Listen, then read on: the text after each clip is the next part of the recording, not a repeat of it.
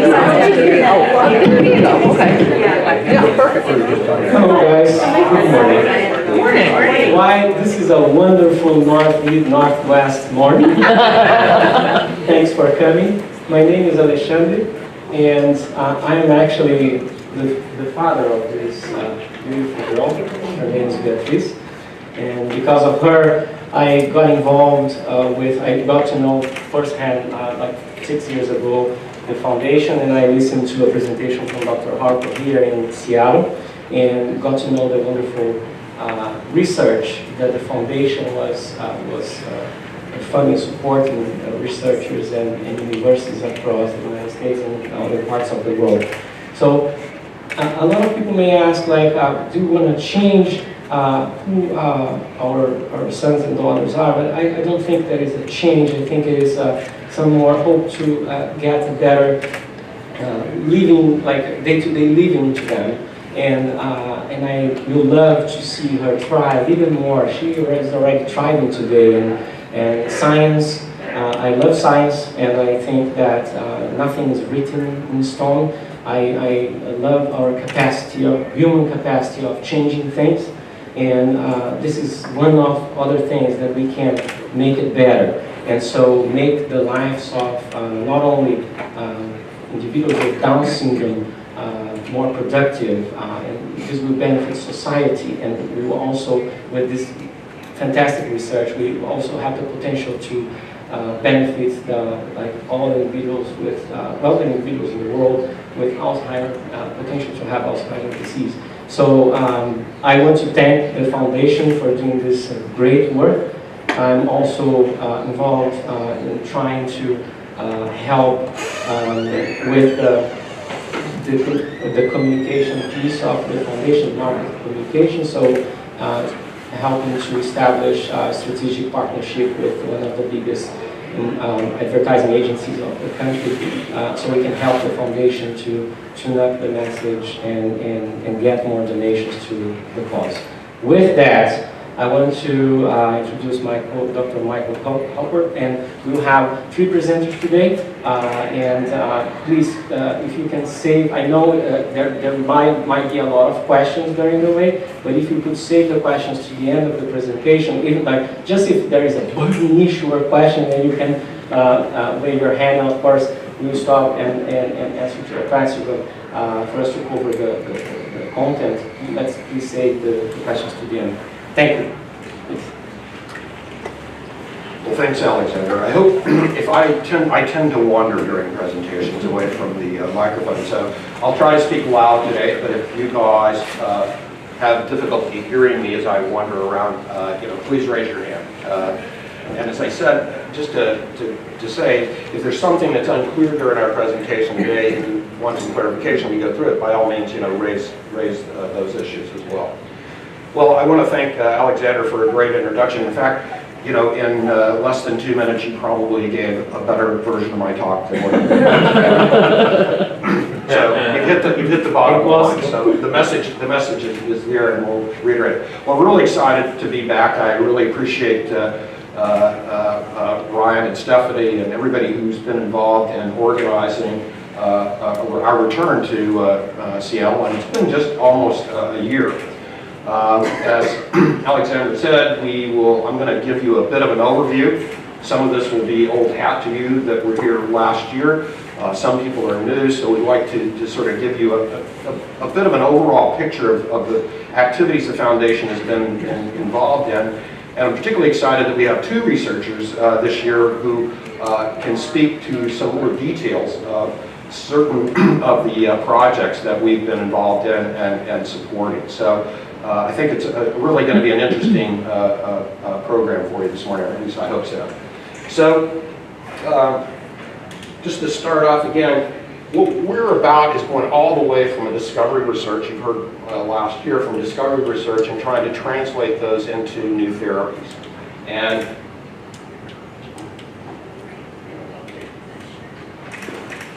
go. I'll do this.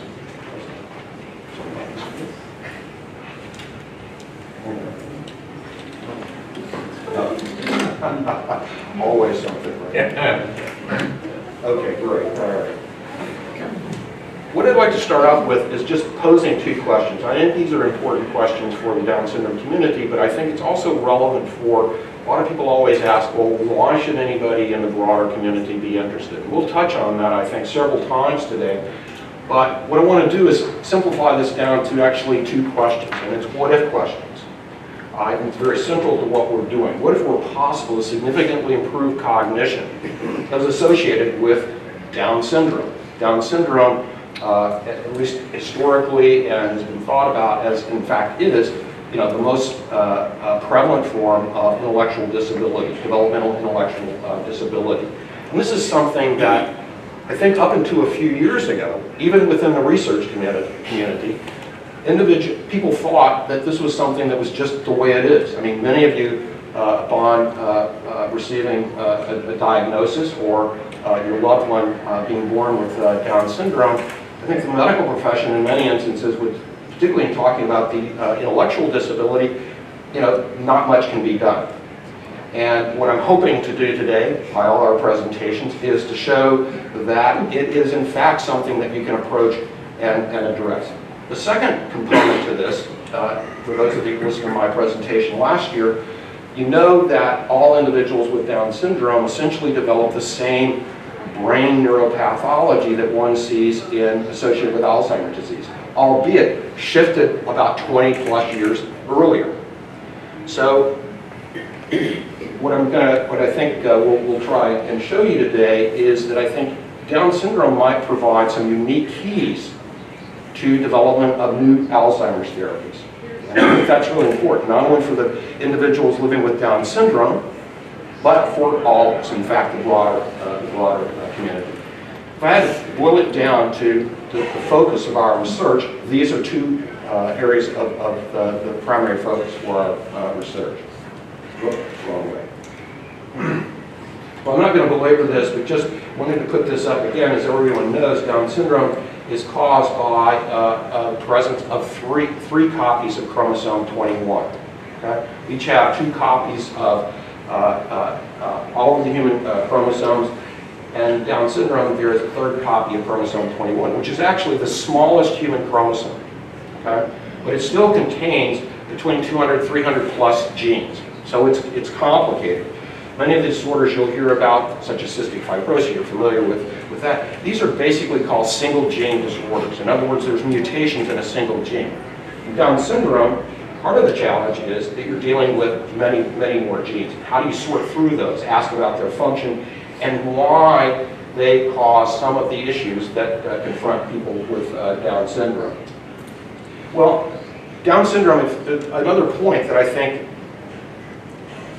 people think about within the community, but certainly outside the community, is Down syndrome is monolithic. It's not monolithic.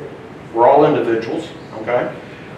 So individuals with Down syndrome don't, in fact, are not necessarily susceptible or have the same comorbidities that are associated with Down syndrome. So there's variability there. As I pointed out, one of the things that's absolutely true is that all individuals with Down syndrome experience that developmental intellectual disability. But that's variable, okay? I mean, not everyone has exactly the same or more or less capabilities. But again, 100% of individuals have that developmental intellectual disability, as well as that earlier onset of that Alzheimer's neuropathology. But there are many other so-called comorbidities. Dr. Reeves will speak about congenital heart defects, for example. And again, that's about 50% of the population, but it's not everybody, okay? So part of what we're about is trying to figure out why is there that variability? And again, Dr. Reeves will speak to us more to that in a few moments. We actually think that much of that may be due to small DNA sequence variations. Again, we all don't look alike. Okay, part of that's heredity. Part of that is, again, variation in our the DNA, the genes in our chromosomes. So, our mission, and again, I think Alexander stated it actually perfectly, is focused on cognition research. And what we were set out to do, when we were founded in 2004, is to stimulate biomedical research that will accelerate the development, and we're optimistic about the development of therapies that would improve cognition. That includes learning, memory, and speech for children and adults with Down syndrome. And I want to emphasize this. This is not just something that might have applicability to very young children. I think this is something that we can look at as being potential therapies throughout an individual's life. And what's this about? Well, while we focus on research, there are clearly a lot of organizations. There's an organization here in Seattle. There are other organizations that focus on support for individuals with Down syndrome and their families throughout their lives. But what we're all about, including us, are about creating new opportunities for individuals with Down syndrome. Again, just as Alexander said, big point is to lead more independent lives, participate more successfully in schools and employment, and I'll emphasize this a number of times, prevent that additional early cognitive decline that comes along with aging, earlier aging, and Alzheimer's disease. I want to emphasize the independent lives. Again, we don't think about this with respect to cognition, but there is a direct relationship between our cognitive abilities and our function and our abilities to function independently in different situations. So what we're about is about creating new opportunities for individuals to live more independently. All the conversations I have with adolescents, or young adults, or adults for that matter, with Down syndrome, top of their list is they want to be just like all of the rest of us in terms of being able to live independently and do things that we all take for granted. So that's a big part of what our focus is. Well, you've seen this graph last year. I've updated it for this year. This is, again, another reason for our existence is because funding historically for Down syndrome research has been, I'll use the term, pitifully low. And this just shows you NIH funding, the National Institutes of Health, which is the main biomedical funding agency in the United States, okay, funds most biomedical research in all sorts of areas, from about 2003 to 2015. The latest numbers are fiscal year 2015. And you can see that it's just been very low. Well, this is actually emphasized. You look down at this, and this is just for the 2015 numbers. But basically, this is on a per individual basis. Okay, so taking the number that NIH funds in a given area, divided it by the number of people, essentially the population of individuals with a given disorder. And you can actually see that Down syndrome is in fact still and remains the lowest funded. Now the good news is that's up by about $20 from last year. And I'll say something more about that in a little bit later. It's not just the NIH, okay? Again, if we look at private sources for funding for research in any of these disorders, and that's the right-hand side of this, you can see there's the same sort of disparity. $10 for Down syndrome, all the way up to more than $1,000 for something like cystic fibrosis. So we as a community, I think, still have a lot of work cut out for us, not just trying to work with the NIH to get additional funding, but within the community to support research. Now, you probably noticed this. There is a piece of good news here, and that is the slope of this graph. You can see from 2006, it's on its way up. And I think that is reflective of the new excitement that's been generated in Down syndrome research, some of which you're going to hear about today, and I'll mention a little more about that a little bit later. So why focus on cognition in Down syndrome? I mean, there are many issues that individuals with Down syndrome face out there, but if you think about cognition, which is what I said, 100% of the individuals, okay, experience that developmental intellectual disability in a variable variable forms. Same thing's true with that earlier onset of Alzheimer's disease. So this is something that can have a global impact, okay, a major global impact on the lives of individuals with Down syndrome. And the cognition aspect of this, again, it's not the first thing that comes to mind. You think about learning and memory that comes to mind, but certainly cognitive function relates to a number of other issues that confront individuals with Down syndrome. As I mentioned about independence, speech and communication, again, another topic that floats high to the list, as well as sleep problems. For those of you who were here last year, you heard Jamie Edgen, who we're continuing to support. Actually, she'll be here for the gala again this evening, who's been focused on the relationship between sleep issues, sleep problems in individuals with Down syndrome and cognition, and there's a direct correlation. Well, again, virtually all individuals experience that same brain neuropathology that you see in Alzheimer's disease by their 40s. Okay? And the majority subsequently go on to develop that additional cognitive decline that's associated with dementia, but not all. And I think Mike Rafii will speak a little bit more about that, hopefully have time to speak about that a little more this morning. The other point is the research that what if we never developed a new therapy? Essentially a pharmaceutical type approach. I mean, bottom line is we know so little about cognitive function of individuals with Down syndrome. Again, that was part of the basis of this. The more we learn about cognitive processes in Down syndrome, the more we'll be able to design much more specific, much more evidence-based other interventions as well. So it's not just a pharmaceutical approach. It might be increases in exercise. That might have a direct impact on cognitive function, developing a paradigm on that. But certainly educational and employment intervention could be aided if we know more about cognitive function in individuals with Down syndrome. Well, I've mentioned cognition a billion times. Again, what does that really mean? Well, a big part of what you'll hear through our presentations is thinking about learning, memory, and speech in Down syndrome, and particularly memory systems. And I'm going to try and give you, again, a brief overview. My pardon for some of the wording. It's absolutely necessary. You'll hear hippocampus multiple times, frontal cortex a number of times today. What do these regions of the brain do, and how are they related to cognitive function, particularly learning and memory? Well, the hippocampus, which is this blue area here, again, hippocampus is Greek for seahorse, because when they first looked at that structure, it looked like a seahorse, at least to the person that was looking at it, and who named it. It detects and stores novel information, allowing for quick adaptation. So again, back to thinking about that independence, okay? You get into a new situation, sometimes you have to really think pretty quickly to say, how should I behave in this situation, okay? How should I react in a given situation? Well, the hippocampus is heavily involved in that. It binds together pieces of information. So you can take disparate facts, information, put it together, and that allows you to adapt to a new situation. It talks to the rest of the brain to store and update knowledge. So memories aren't just stored in the hippocampus. I mean, it's a dynamic process. It interacts with other regions of the brain to deal with learning and memory. It helps construct a map of the world, which means we know, you think about this, a map of the world, you're thinking about this room, there's the back of the room, there's the front of the room, where are we in that space, right?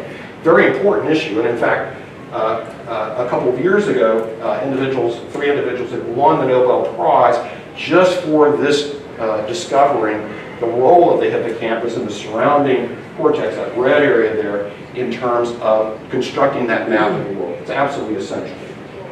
So that's the hippocampus. What about the frontal cortex? Maybe think about that. It's front part of the brain here.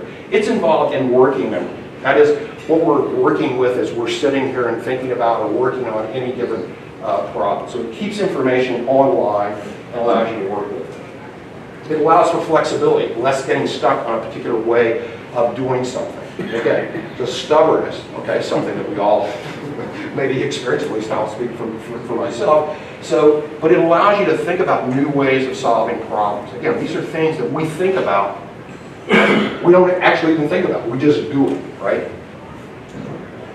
Helps plan the actions, okay? And so you really think people have termed the frontal cortex as the CEO of the brain, sort of the executive function part of the brain. It regulates attention and keeps behavior in check. Again, you're in a situation, how do you know how you would behave in a given situation? You don't laugh when everybody's crying necessarily, or cry when everybody is laughing. So there's that aspect to it. And the other thing the frontal cortex is an abstract thing.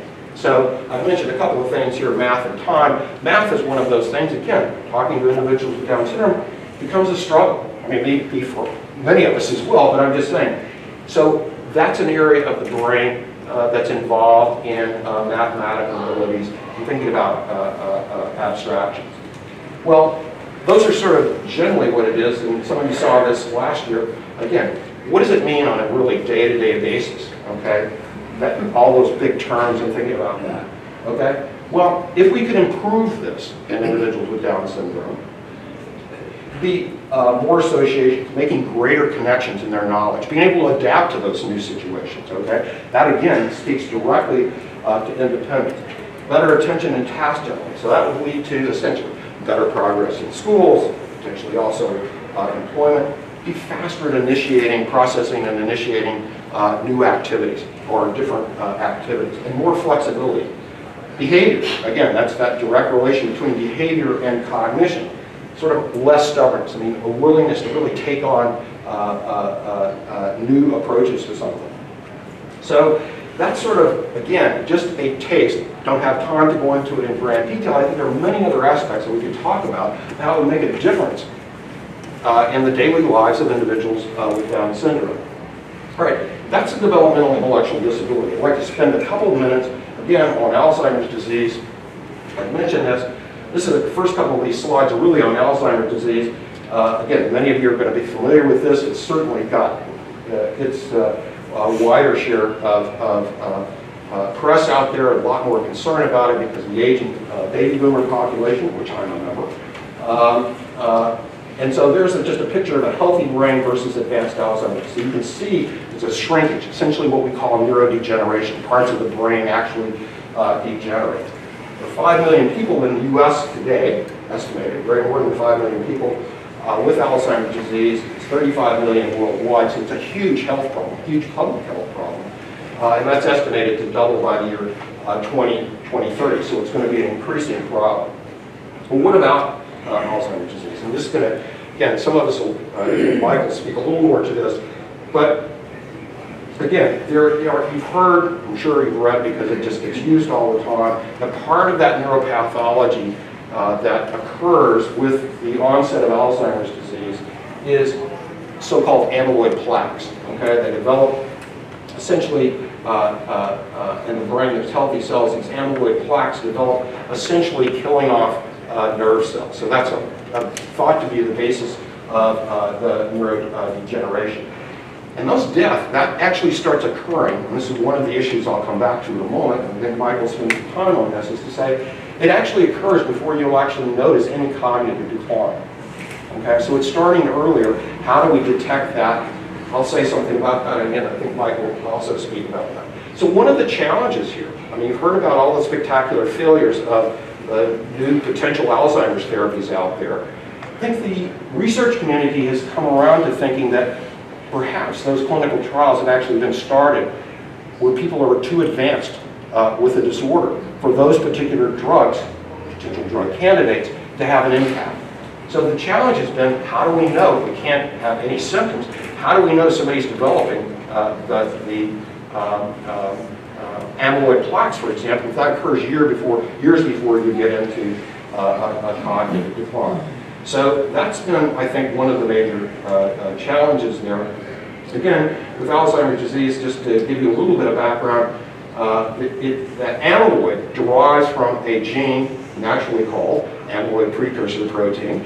So it's a piece of that protein that's encoded by this gene that is converted into multiple products, including something called A-beta peptide. And that is the major constituent of amyloid plaques in Alzheimer's disease. Those excess A-beta aggregates, clumps together, forms those plaques, which ultimately lead to nerve cell death, circuit dysfunction, and cognitive impairment. And this is just a little diagram showing you. There's the APP protein, for example. It gets processed for into a variety of products, which all have different functions. But the actor here that is a major constituent of these plaques is so-called A-beta peptide. Okay, I gave you a hint on that previous slide, if you paid attention, and that is the APP gene is encoded on chromosome 21. So individuals with Down syndrome actually have 3 copies, not only chromosome 21, but of the APP gene.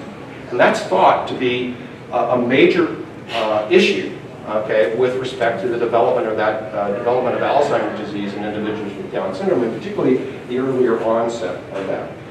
And you'll hear from, I think Dr. Reeves will talk something about the various mouse models. There's the human chromosome, there's the APP gene. What we have, okay, Dr. Reeves, earlier in his career, was fundamental to this, is we have animal models. These are mouse models, okay? which actually have 3 copies of many of the genes that you find on chromosome 21. They exhibit many of the characteristics that you see in individuals with Down syndrome. So it gives something for us to study, essentially in the laboratory, to do experiments with. Well, again, here is just a diagram. This is imaging. One of the big advances in the past number of years is that they've developed so-called imaging dyes. That is, some dyes that you can administer individuals. They move to the brain. They actually specifically bond to those amyloid that I was speaking about earlier. Okay, so it's a big advance because this is how we're going to start being able to see early on, even before symptoms set in, of individuals developing amyloid plaques. And I've just really shown, this is an individual with no plaques, no Alzheimer's disease, no tide decline. Here's a patient with Alzheimer's disease. You can see the red and yellow here is that dye binding. You can actually see that with imaging, like imaging analysis that you're familiar with and used in the medical profession out there. Here's a 38-year-old individual with Down syndrome, and you can see that there is, in fact, binding, or there are plaques that are there. Here's a 48-year-old individual with Down syndrome. So again, it's that shift earlier on in individuals with Down syndrome. Well, we have a research strategy. Again, I just want to just very briefly touch on some of these. Again, our research strategy, how do we get started in this, right? I mean, what do you do? How do you approach this? So we have a multi-pronged approach. I'm not going to concentrate on all of these, but just to say that, again, a big part of this is awareness of opportunity. It's an interesting problem. Get more researchers interested in it. But as I was telling you earlier with the funding, for example, we've got to get the community involved. They've got to know about this. So again, a big part of this is awareness. But bringing in new research expertise. Okay? Science has become increasingly interdisciplinary, meaning that it requires multiple disciplines, multiple expertise to be able to solve very tough problems. So again, that's one of the other aspects that we've tried to bring in on this. The other thing I'm going to, again, say is engagement with the biopharma industry. I know some people think biopharma is, oh, big industry, et cetera, but they've got a lot of expertise in terms of development of new therapies. I mean, they've brought many of these therapies to the public. So a big part of this is engaging, getting them interested in thinking about Down syndrome and being able to work together with them. And then a big part of this is also just increasing funding. And that's one thing that we've tried to do is focus sufficient and meaningful funding into researchers, okay, so that they can actually solve multi-year tough problems. Another component to this strategy is, I mean, it can be simplified thinking down to 3 key questions. If we want to get biopharma engagement, we've got to have answers to these questions. As I said, I've spent some of my time both in academia as well as in the biotech, biopharma arena, spent a lot of time talking to biopharma and knowing what it is that they require to get involved in a given area. And so there's 3 questions. One, these are modern questions today. Are there evidence-based mechanisms that can be identified, biological mechanisms that underlie the problem that you're trying to look at? In our case, we're looking at developmental intellectual disability as well as that earlier onset Alzheimer's disease. Are they associated with validated specific drug targets? In other words, even in the laboratory, if it's not a drug that could be ultimately developed, in the laboratory, can you hit one of those targets and actually resolve or improve upon that dysfunctional mechanism that was identified? And the third component, so there's 3 components to this one question, is drug candidates. So you do have to ultimately have a drug that could survive, at least you believe, through the clinical trial process and show that it works, it's safe, and tolerable in the individuals. Again, these are all questions that people ask, not just with respect to Down syndrome, but essentially any disorder. So these are essentially those generic questions. The next thing, okay, if you have all of that, if you go into the clinic, can you prove it works? In other words, what are you looking at? So in our case, we're interested in cognitive function. You heard Jamie last year talk about some of the outcome measures. I'll spend some more time, but that's absolutely critical. You've got to be able to measure what the drug is doing and saying that it's doing what you think it's doing, or they're showing improvement in individuals. And the third component to this, are there in fact sufficient clinical trial capable sites that could run clinical trials in this population. If I go back 10 years, I would tell you that these were all questions of which there were no answers. And that's as recently as 2004, the year our foundation was founded. So these are really critical questions. And what we strive to do in our research is to think about that, long-term, short-term, long-term, and try and address those questions if we wanted to get people seriously interested in developing new therapies.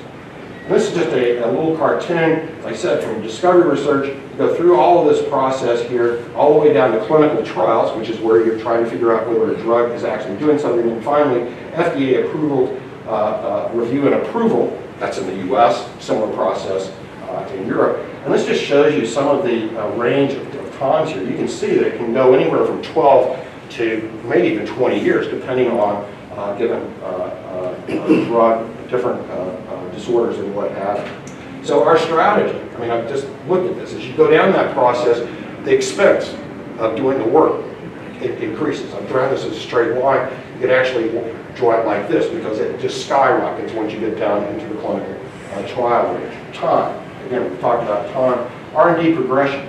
One of the issues, it's just inevitable. No matter what we're talking about, what disorder we're talking about, you can start 10 projects here, and this is just a made-up number, actually 100 projects here, you might have one come out at the end. For varieties of reasons. They don't work, you end up with safety issues, what have you. So again, the program, specific programs will decrease over time throughout this process. So what we're about is we'll try to design our strategy to address, decrease the amount of time, decrease the expense, which is related to time and resources, and increase the number of projects that are coming through that. That's what we want to do to actually guarantee that you're going to come out with, try to guarantee that you're going to come out with an effective therapy at the end.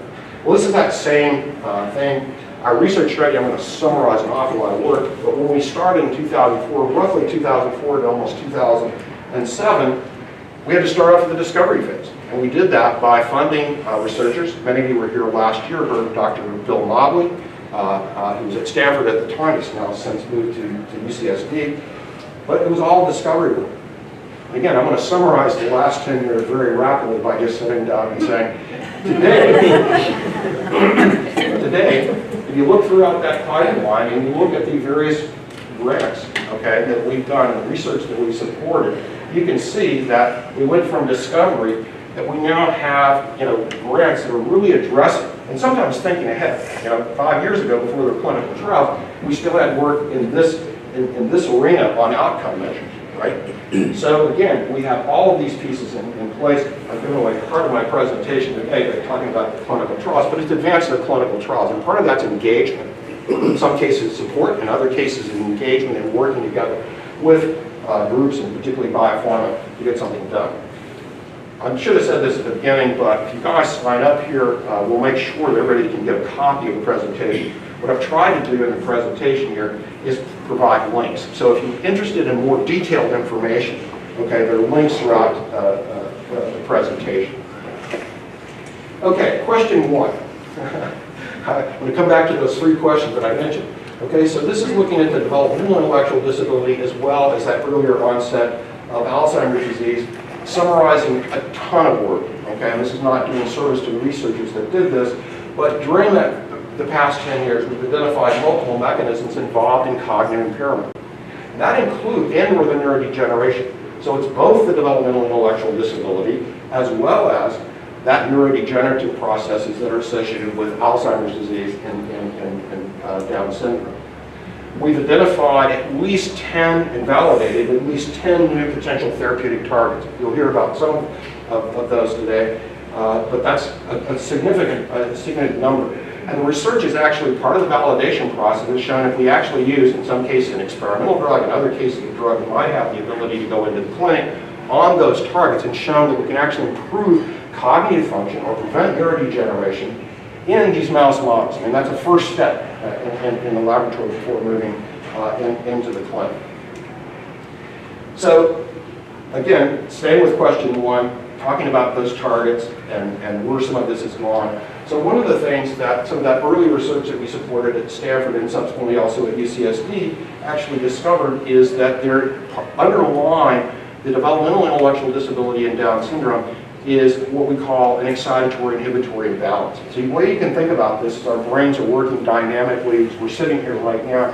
It's a combination of excitatory action saying go and inhibitory action saying stop. And there is a balance, okay? It's always moving like this. What they discovered in the mouse model of Down syndrome is that it shifted more to the stop signals. And that's having a direct, I don't have time to go into it, but to say it is directly related to the molecular and cellular basis of what we think underlies learning and memory process. So that's the direct connection. And what that research has actually shown is that there are several so-called proteins or receptors that are sitting on nerve cells that modulate this excitatory inhibitory activity. What they've discovered is these targets, if you have drugs that would block any three of these, okay, particular targets that's sitting on that, you can actually restore that balance and actually show improvement in the mouse models for learning and memory. I've given away part of my story today. One of those targets is the GABA, so-called the GABA-A receptor.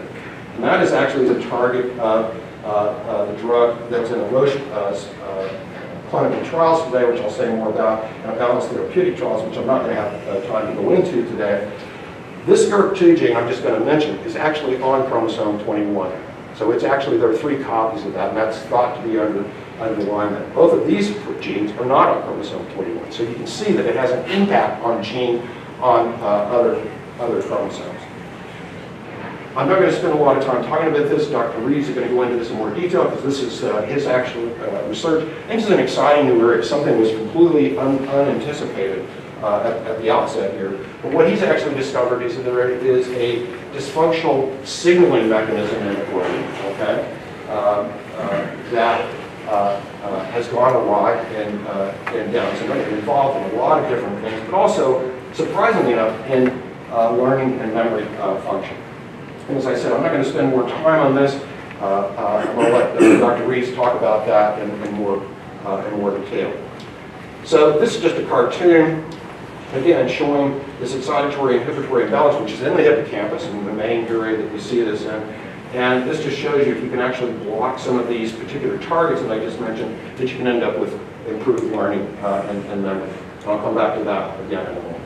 Okay, that's the developmental intellectual disability, a short story of the developmental intellectual disability. What about the Alzheimer's, the earlier onset Alzheimer's disease? Well, I'd already mentioned to you that it's been known for a long time that there are 3 copies of that APP gene, which gives rise to that major constituent in amyloid plaques that you see as part of the characteristic neuropathology in Alzheimer's disease and in individuals with Down syndrome. So the research that we supported, and again, this is summarizing an awful lot of exceptional and detailed work, is that you can reduce the amount of that APP, okay, at the gene level or at the protein level, or some of its products, for example, the A-beta that I mentioned, which is that major constituent of plaques. It overcomes the degeneration of some of those brain circuits that you see that degenerate in Alzheimer's disease, and also can have an impact in improving or preventing that additional cognitive decline. And again, just give away part of the story again by saying one of these products, those are actually the targets of new drugs that are in transition therapeutics. We're not going to have time to go into in any detail today, but the AC Immune clinical trial, which again, I'm going to mention something about, and Dr. Rafii, who's actually leading that clinical trial, can say something more about. Again, unfortunately, I don't have time to go through this in detail, but there are other mechanisms where we've actually, other regions of the brain that degenerate. We can show that we can actually replace or increase the amount of a particular neurotransmitter. We can actually show improvement in cognitive function. We also have some implications that's still under investigation relating to neurodegeneration. Do we have those books? Are we going to do those books this year? I've seen something about books. The Alzheimer's books? Okay, sorry. Forget what I just said.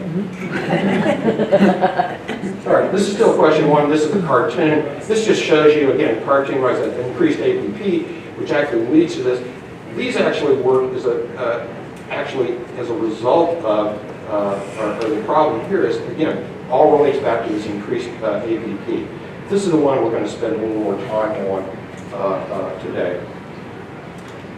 Watching the time there. Okay, questions 2 and 3. That's just question 1. Sorry. Question 2 and 3. Well, I mentioned that you need to have outcome measures. I mean, believe it or not, as recently as 2009, 2010, there were no cognitive test batteries specifically designed for individuals with Down syndrome. That's something you really are going to need to basically have to go into the clinic. Well, part of the work that we supported, again, thinking ahead and thinking that this was going to be an issue, part of the work we supported was with Jamie Edgen and Lynn Nadell at the University of Arizona. Again, many of you heard Jamie last year go through this. Developed actually the very first Down syndrome specific cognitive test battery, which looked at function in prefrontal cortex, hippocampus, and cerebellum. Okay, so that learning and memory. Just to give you a quick update, this is probably good from about age 12 to maybe the 30s and the 40s. Okay, so we wanted we certainly want to extend this to younger and older individuals. She's been working, she mentioned a little bit about this last year, she's been working to develop essentially a new test battery, okay, that would be amenable to use in clinical trials that could extend this to very young children as well as older adults. So all the way from toddlers all the way to those that are at an advanced age. And again, many of you heard she's using this. I mean, part of this is not just for the clinical trials, but she's been using this to look at the interrelationship between sleep issues, sleep problems, and cognition in this group. So that's an outcome measure, okay? Some of the work that we did there. Down syndrome cognition project, again, Dr. Reeves will say a little bit more about this, but I just wanted to emphasize, one reason we did this is originally was thinking about the issue. People talk about cognitive variability, so the term that you might hear out in the community would be high functioning and low function. Okay, as a scientist, we ask, well, what is that, what's the data there? Okay, well, back in 2004, 2005, even 2007, there really wasn't any data. It's like one of those things, I know it when I see it. Okay, well, that's okay, I mean, I get that, but the fact of the matter, if you're going to try and address it, you've got to understand the basis of it. You've got to understand what is that variability. I mean, why is this person different than this individual? To get down to the issue. Well, this Down syndrome cognition project was actually set up to use the ACTB to start asking that question in a broader population of individuals with Down syndrome. Primarily, we started off thinking that this was going to be roughly age 7 to mid-20s or 30s. So that was the original aspect of this. But we had to have clinical sites that would be able to administer that Arizona cognitive test battery, actually look at cognitive function, right? So we had to have clinical centers around. That's what that project basically is set up. It didn't escape us, and what this did was create a scaffold for a clinical trials network. So again, back to that question, that third question that I showed you earlier about, can you have clinical trial sites that can actually do and look at and evaluate drugs. And again, this is about documenting cognitive variability in individuals with Down syndrome. Again, I think Dr. Reeves will spend some more time on this, but what we're actually interested in is that question I asked and I said at the beginning. Why is there that variability? Not just in cognition, but the congenital heart defects. You can go down a whole list, okay, of essentially medical issues that confront individuals where they've got a higher prevalence than the general population. You can get clues from this that you could get from no other place. And so this project has actually been, we think, again, out to the future, we've been thinking about this, how do we get at this? Well, this project, we haven't been able to fund the whole thing, to ask all those larger questions. This Down syndrome cognition project has addressed a specific scientific issue, which I just mentioned, but also helped establish some of the infrastructure to do a larger project of looking at that. Why is there so much variability? What's the base of that? How does that relate back to genetic variation in individuals with Down syndrome? So I just mentioned this as foundational for a major initiative to get to those sorts of questions. We call this DS360. Again, Dr. Reeves will speak a little bit more about that in his presentation. Okay, that's questions 1 and partly to, what about ultimately gets down to the biopharma engagement? And I've mentioned to you that one of the things, having worked in sort of biotech, as I said, I knew, you know, if you want to sit down and talk to a biopharma company, you got to have answers to, at least some answers to those three questions. So armed with what I just told you, the research that we've supported, it started initiating discussions with biopharma companies about clinical trials, both with respect to the developmental cognitive disability as well as the earlier development of Alzheimer's disease. And there's a link to the clinical trials, which I'm going to speak about next. All right, what about the developmental intellectual disability? Well, again, I talked about that excitatory inhibitory imbalance. It turns out Roche Pharmaceutical Company, I mean, there were one of several, okay, but Roche Pharmaceutical Company working on a drug that worked on that GABA A target that I mentioned. They were doing it for some other reason. They weren't looking at Down syndrome, right? I suspect it had something to do with mild cognitive impairment, which is the early stages, thought to be a component of early stages of Alzheimer's disease. But in meeting with them, I could answer those three questions. I could give them at least preliminary answers to those three questions. I think they got really intrigued by this. They were interested, obviously, in the drug and moving it in. They changed gears. I mean, we worked with them to set up an expert focus group meeting, so they did their due diligence and they vetted this, you know, the Down syndrome arena. Within a year, they completely changed course. And the first thing they took this drug into the clinic for, this new drug, was for Down syndrome. And not to belabor the point, but I was going to say, good news for us. There was a method to the madness of going after a major pharmaceutical company. They've got deep pockets. So you remember all back to the money that I was talking about earlier. That's tens of millions of dollars that we as a community are not going to have to raise. We've got a commitment to this. And just to give you, again, brief, so as I said, you have a drug, it's now got a formal name, which is another big step. It's not just called RG1662 anymore, which I think is a change from where we were last year. Okay, but it works on that GABA A receptor. It ameliorates, appears to ameliorate that excitatory inhibitory imbalance. They took that in, again, starting in the fall of 2011 into a phase 1 trial in an individual with Down syndrome, 18 to 30. First move into the clinic with that drug. That was completed in fall of 2013. Drug looked, you know, completely safe, tolerable for individuals with Down syndrome. They started a phase 2 study. So phase 1 study is looking at safety and tolerability. Okay, is it safe in the population you're looking at? Phase 2 moves in and asks the question, does it work? Preliminary work to say, does it work? So they started a phase 2 study. Again, and I want to just say, in that interim, they actually moved down, because we think it's not just limited to ages 18 to 30. They moved the ages down. This was a clinical trial in individuals with Down syndrome, 12 to 30. So multinational trial, so a number of sites in this country, but all around the world. Okay? So that initiated in May of 2014. That's just on the brink of completing. Okay? It'll be complete either towards the end of this month or beginning of next month. So at some point, they'll have to analyze the data. Okay? They don't know the results because these are double-blind, placebo-controlled trials, so everybody's blinded for who's on the drug and who's not. So you've got to break those lines by analyzing the data.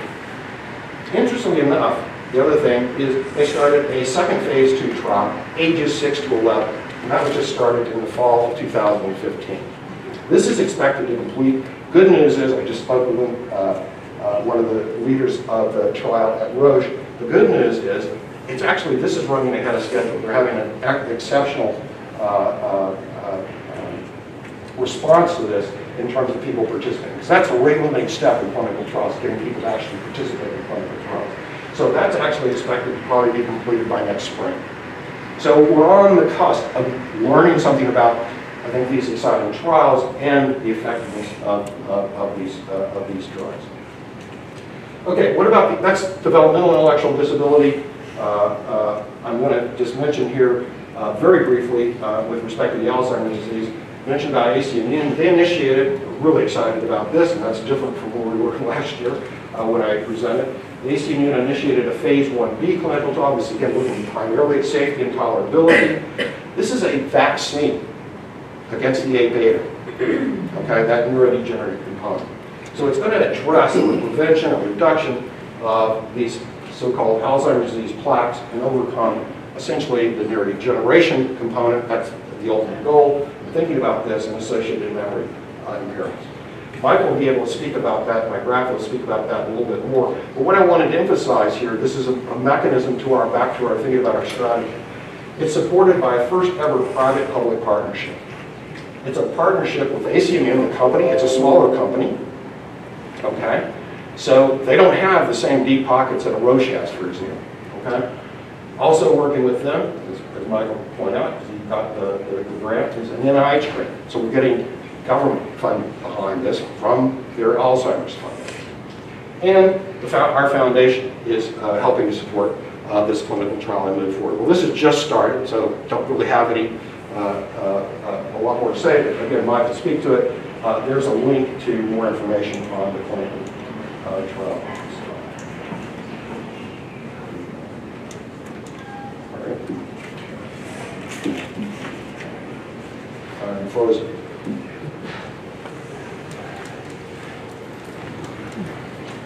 Oh, it's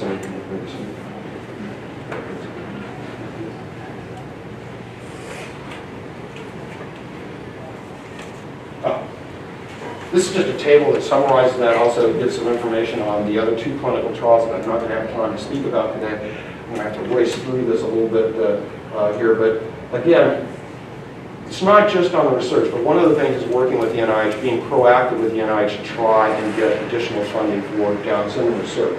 And one of the things that we're involved in with other organizations, National Down Syndrome Society, National Down Syndrome Congress, a number of other stakeholder organizations for the Down syndrome community, including we have self-advocates who sit on this, essentially a committee. It's called the NIH Down Syndrome Consortium, formed back in 2011 by the NIH. The idea behind this was pretty simple. It solved another problem, a long-term problem. Having communication between the Down syndrome community directly and the NIH. We're all in the same room, we're all listening to what each other's saying, we can all, again, no more rumors and innuendo. It's actually try and solve problems. One of the first problems that it tackled, don't have time to go into all the details of what it was to establish a Down syndrome patient registry.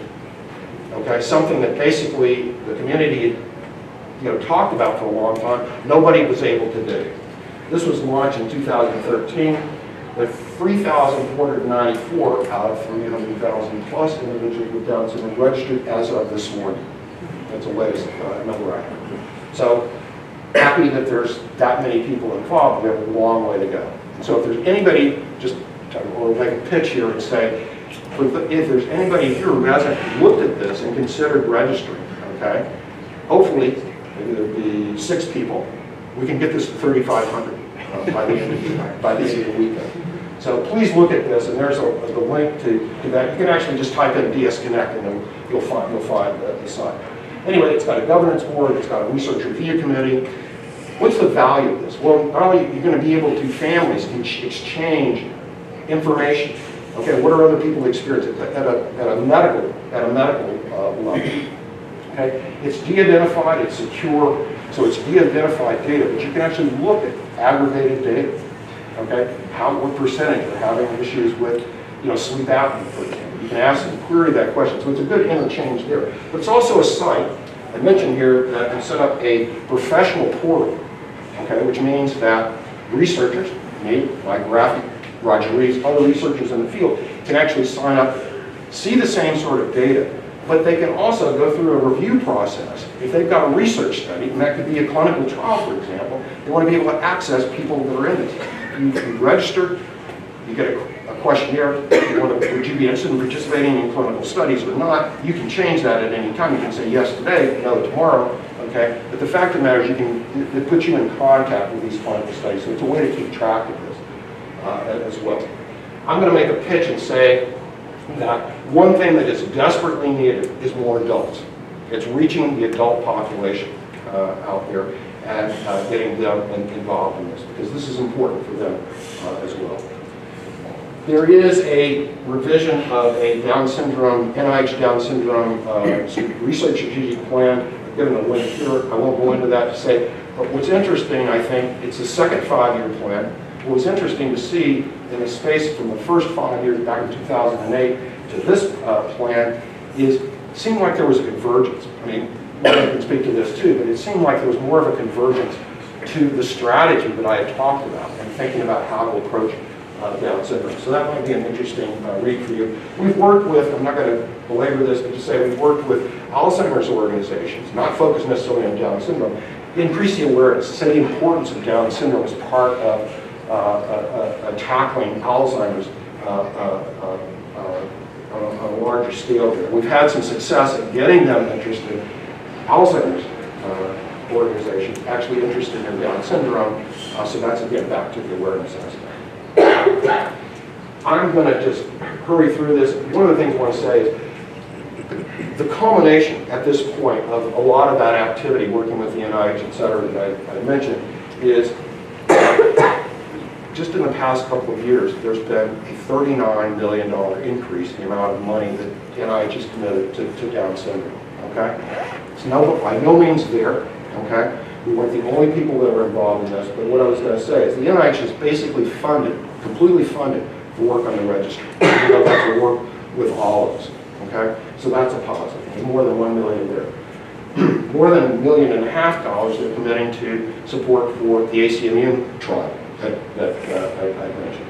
And then finally, they've started something, and Mike will spend a couple minutes talking about the conceptual basis of this, but they just this past year awarded $37 million over 5 years for essentially a major initiative looking at the development of Alzheimer's disease in individuals with Down syndrome. That was it's a big deal. And we're hopeful that great information is going to come out of it. It's a longitudinal study, so that's just at the beginning. But again, positive news. That's that slope that I told you about on that earlier slide. We've sponsored meetings. One other thing I'm going to make a pitch because Roger is president of this new organization. The field's matured. It has a professional society, which Roger and a number of colleagues were instrumental in getting started. So it's called the Trisomy 21 Research Society. It's an international society that invites all researchers working in Down syndrome to be a part of this. Again, it's a professional, more scientific, research-oriented thing. And we, along with several other organizations, became founding supporters for that. So we're really encouraging continuation of that, getting that on its feet, and making that another major force for Down syndrome. So we're driving broader and increased support. What I've just told you, which I'm going to tell you is amazing to us, is all of what I've told you has been accomplished on just slightly more than $13.4 million. Okay? That's exceedingly efficient, I will tell you, because Roger can also tell you this. In our first SAB meeting, we met and said, here's the problem, which seemed huge at the time. Certainly it was huge. But I asked every single SAB member, I said, okay, I have a number in mind of what it's going to take to get from point A to point Z. Essentially get advanced to things like clinical trials, et cetera. I asked them all, we all came within $2 million of each other. We all said, and that number, the $2 million, was $10 million a year. A year. Okay, that was at the outset what we thought. So I think we've had great success and great efficiency. The researchers that we've supported have also been able to leverage that funding that we've provided, that support, to more than another $18 million, not only from the NIH, but from their universities and other foundations out there. So again, it's building this momentum. Again, I don't have time to go on this as a link, but we're just in the process of doing our next grant, so this is going to become dated in another few weeks. But to say that we awarded $1.615 million in grants. Again, looking, continue to develop, looking at these outcome measures, for example, continue to look at sleep, continue to look at Alzheimer's disease as well as developmental intellectual disability. Perhaps I can address some of that during Q&A. And the other thing, just to make my final pitch here, is we're uncovering highly new promising ideas. Many more researchers are thinking about this. They come up with great ideas. The rate limiting factor is money to be able to get it up and off the ground. I'm going to skip over that part and just say, again, back to the issue. Why is this important to the broader community? Why should your friends and neighbors care about Down syndrome if they don't have a loved one with Down syndrome? Well, I mentioned about Alzheimer's disease. This could be a unique key to developing new Alzheimer's therapy, which could help beyond Down syndrome. Solid tumor cancers is statistically less prevalence or lower prevalence of virtually all types of solid tumors in individuals with Down syndrome. We asked the reason why. Roger Reeves actually done some the early work in this area is giving some clues from chromosome 21 gene. Another area is arteriosclerosis. Again, individuals with Down syndrome show virtually no arteriosclerosis. We knew the reason why we might be able to develop new therapeutics or new therapeutic approaches that would help the broader community. And again, there's a long list. Roger, I hope we'll speak a little more about this, but I mentioned congenital heart, aging, obesity. You can get a lot of clues, okay, from studying Down syndrome. So the bottom line is individuals with Down syndrome are uniquely, and I mean uniquely, contributing, okay, to help all of us. And that's the message that I think needs to go out to the broader community. Well, how can you make a difference? Well, hopefully you'll continue to come to presentations like this. Again, the community should become well-educated consumers of research. That's what every other disorder does. Individuals with Down syndrome deserve no less. This is about partnerships. I hope what I've been able to show you just very briefly is, again, we don't care, we'll find partners. As long as they're committed to this and they contribute to the process, we'll partner with them to make something happen. There's a critical need for participation in validating evidence-based studies. So it's evidence-based research. I want to emphasize that. I mentioned about the trials. I mentioned about the registry. Roger will say something more about the Heart Project and the Cognition Project out there. But again, I think one way to think about this is the individuals with Down syndrome. You have great advances. The community's made tremendous advances over the past 10, 15, and 20 years in terms of inclusion, educational process, opportunities, etc. But today's generation, okay, can actually contribute through this research. And I think they deserve the highest quality research that we can come up with and do. So they're today's pioneers. Okay, coming to the end here.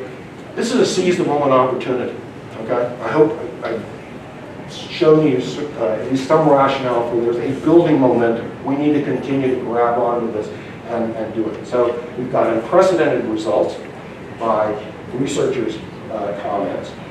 Another point I wanted to say, again, don't have time to go into it, is understanding treating Down syndrome is no longer too complex or too difficult to approach. In fact, research basically shows it. There's a lot of other research out there.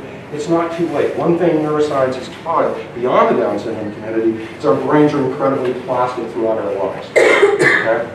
Even as adults. And so we believe that some of these therapeutic approaches that we're pursuing here can have an impact on adults. Compelling case, I just said again, compelling case, there's more great ideas and we have money to be able to support it. We can make this go fast, we can get new avenues started. Not all of them are going to work. We have to be bold and tackle projects that may not work. But it requires building upon that partnership, again, from researchers, clinicians, their institutions, the Down syndrome community, their organizations, federal agencies, that includes the NIH, as well as engaging with biopharma. And I hope what I've shown you today is we've tried to work with all of those pieces to advance this success. So I'm going to end by just saying, this is about, again, why are we here? Okay? This is about creating new opportunities for individuals with Down syndrome to realize their dreams. The same dreams that I think any of us have. Okay? And so I'm going to just say thank you. And thank you, and particularly again for your attendance this year and being part of the breakthrough. With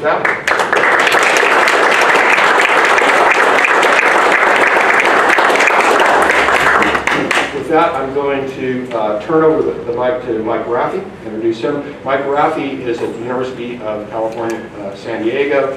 He's had really, I guess, started your career mainly in Alzheimer's disease, okay? We've been fortunate as a community, I think, that your interest has carried over to Down syndrome.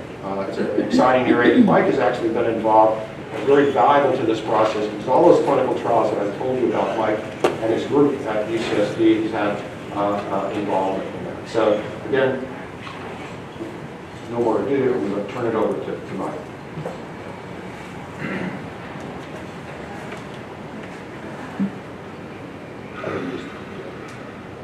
He can have the ball, right? So and all they can do is advance. And I think it's very clear.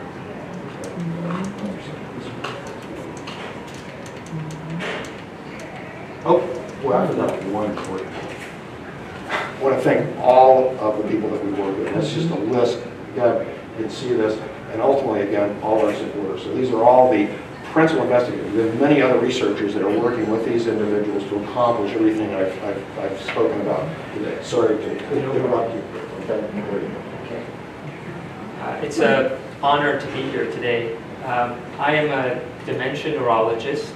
I see patients with Alzheimer's disease, and about 7 or 8 years ago, I noticed that we were getting more adults with Down syndrome coming to our Alzheimer's clinic for evaluation.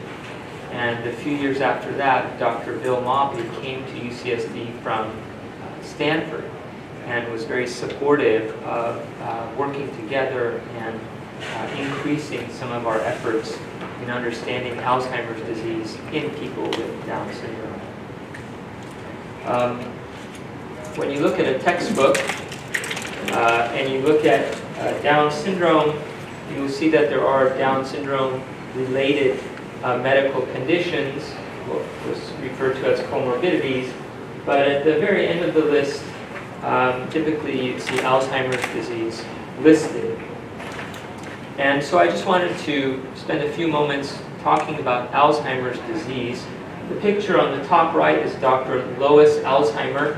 He was a psychiatrist in Vienna, Austria, who saw a patient, a 52-year-old woman here, who presented initially with memory problems and over 5 years had gradual worsening of her cognition, her memory and thinking. And when she passed away, he did an autopsy and looked at her brain. And what he saw in her brain, he believed explained the changes that he had seen in her over the 5 years that she was his patient. And for that reason, we call it Alzheimer's disease today. It is the most common cause of dementia. It causes about 75% of all cases. Dementia is a syndrome coming from the Latin dement or dementis, without thought. And Alzheimer's disease is the major cause of dementia. It is a neurodegenerative disease, so it causes injury to brain cells and shrinkage of the brain or atrophy of the brain. And currently we treat it only symptomatically. That is, that we can give medication to reduce the symptoms, but we cannot slow its progression. And I will make note that there was a paper published in 1982 by Drs. Glenner and Wong, pathologists at UC San Diego, that identified the constituents of those plaques that Dr. Alzheimer had seen, and they compared those plaques to the plaques that were already known to exist in the brains of people with Down syndrome. And it was in fact the linkage that was made then that showed there may be a relationship between the two diseases. The Alzheimer's disease and Down syndrome, and the Alzheimer's disease in the sporadic population. Here I have listed the prevalence of dementia in the United States, again in the general population. On the x-axis I have different age ranges, and on the y-axis is percent of the population. And you'll see that between the ages of 65 and 69, about 3% of the population in the United States has dementia. Between the ages of 85 and 93, 36% have dementia. What do you think is the fastest growing segment of the population in the United States? 85 to 93. And 1 out of every 3, roughly, have dementia. The most common cause of which is Alzheimer's disease. You saw an earlier picture that Dr. Harpold showed you, a healthy brain. And when you look at the healthy brain, there's this outer ribbon called the cortex. In Latin, cortex means bark, like the outer bark of a tree. That's where the majority of brain cells, neurons, are located. We call it the gray matter. And if you follow the gray matter to the medial temporal lobe, the inner parts of the brain, you'll see that it leads to the hippocampus. And in an Alzheimer's brain, you see that the brain is smaller, it has atrophy. And when you follow that cortex to that inner recess of the brain, that you'll notice that the hippocampus, that seahorse that was described earlier, and involved in learning and memory is absent. And it is for this reason that we believe people with Alzheimer's disease initially present with symptoms of forgetfulness, of memory loss, because the memory center of the brain is being injured.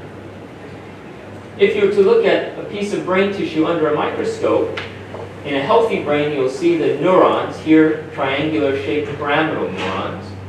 And if you look at a piece of brain tissue under a microscope from somebody with Alzheimer's disease, you'll see these brown blobs.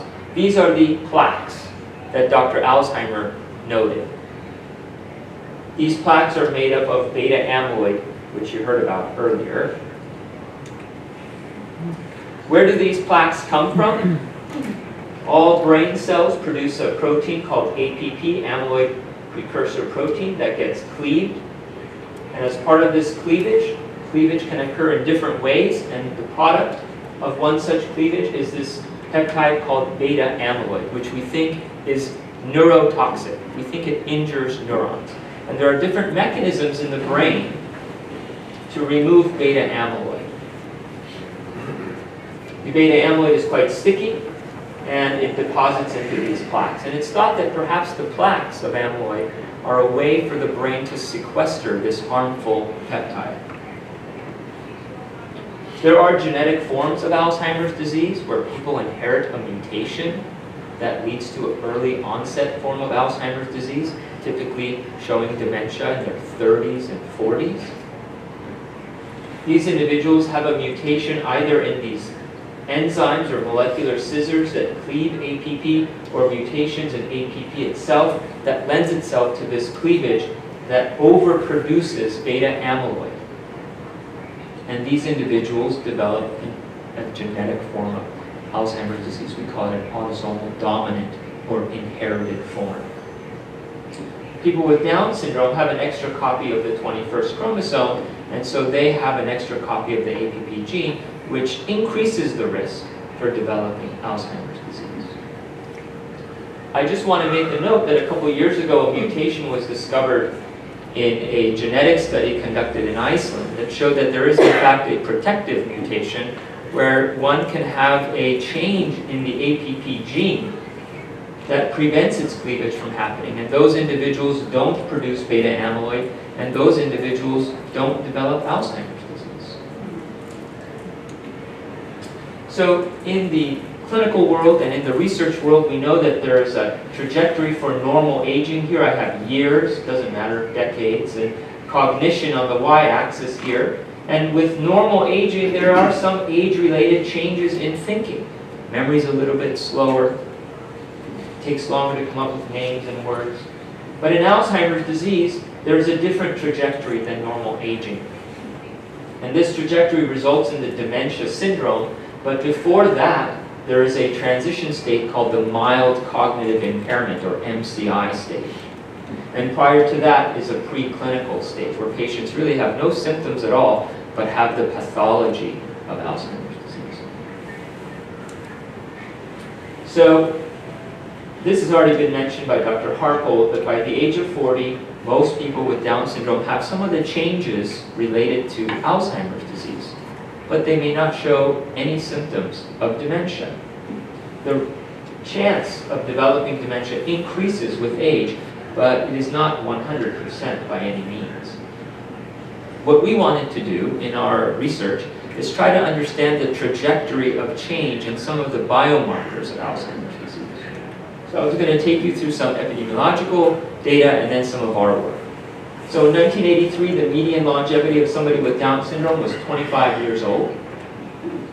1997, 49 years old. And in 2005, it was 61 years old. And now this is over 10 years ago. It has only increased since then.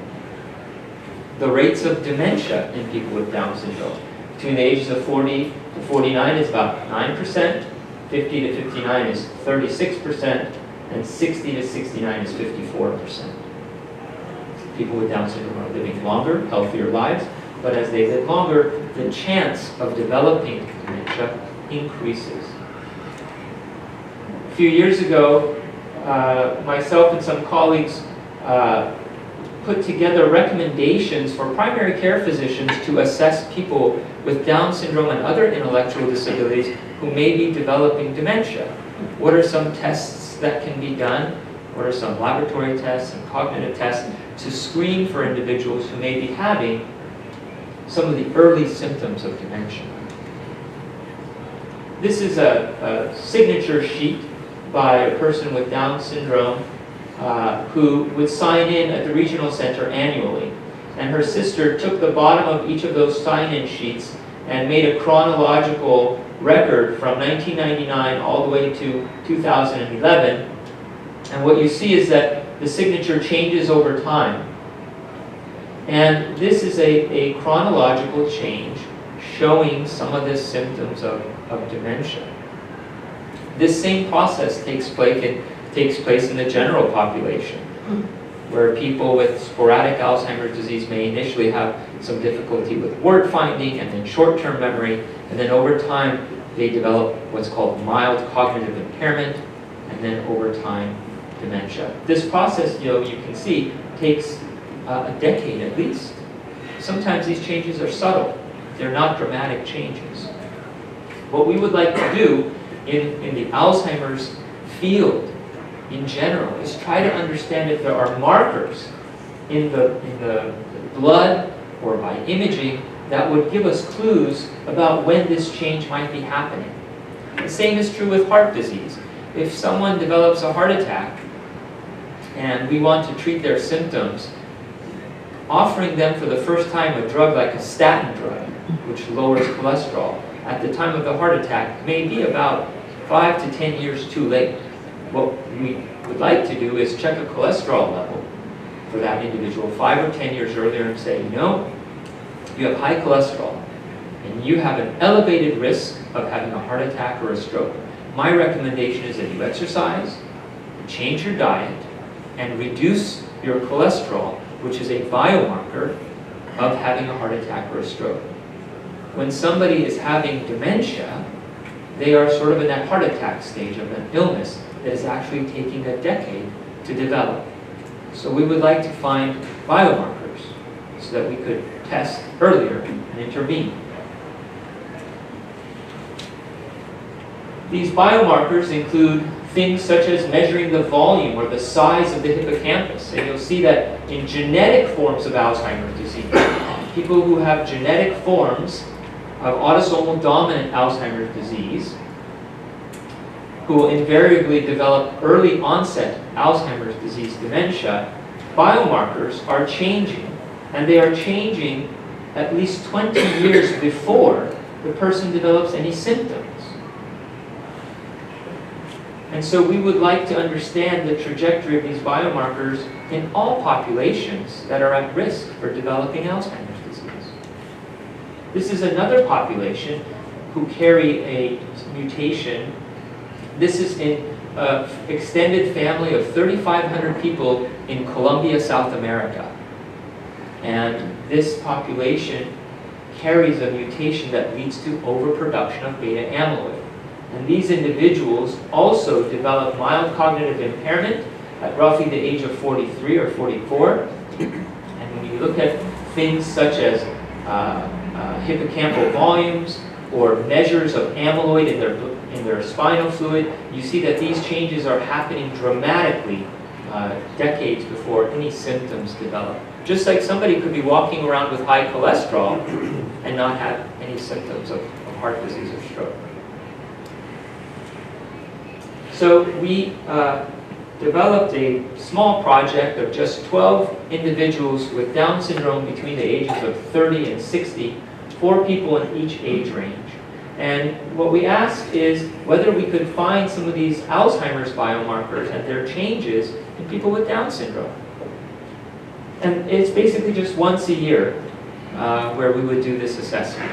And the assessments include neurological examination, collecting lists of their medications, vital signs, some blood testing, but also tests of their memory and thinking, daily functioning, and some advanced tests that are being utilized in the Alzheimer's field that perhaps we could bring into the Down syndrome community and understand the development of Alzheimer's disease in people with Down syndrome.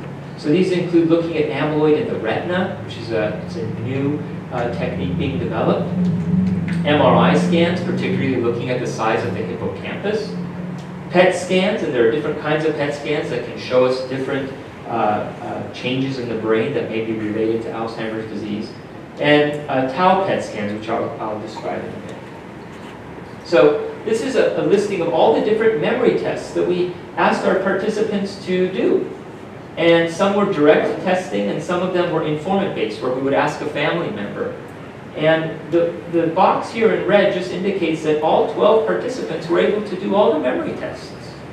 Whether they were 30 years old or 60 years old, we were able to obtain information on memory and digit span and so on. With only 12 participants, it's hard to draw much statistical significance on differences, but it was still a very important pilot study that we were running. We're also looking at each participant in terms of brain imaging. So here you have MRIs, and here you have PET scans, different kinds of PET scans looking at amyloid and blood glucose metabolism and brain glucose metabolism, and trying to look at these across different areas of the brain. These are just 2 areas. We can look at over 50 in an automated way and measure changes across different regions in each of our participants.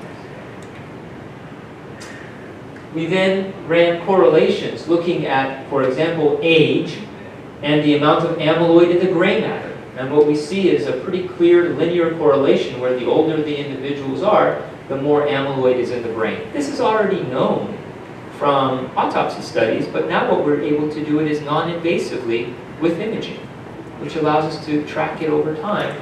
And if there is an intervention like a medication, we could see if that medication alters the amyloid in the brain over time. We also looked at other types of PET scan measures and even hippocampal volumes. Again, only 12 participants, so it's very difficult to power these studies. But again, some did show statistical significance.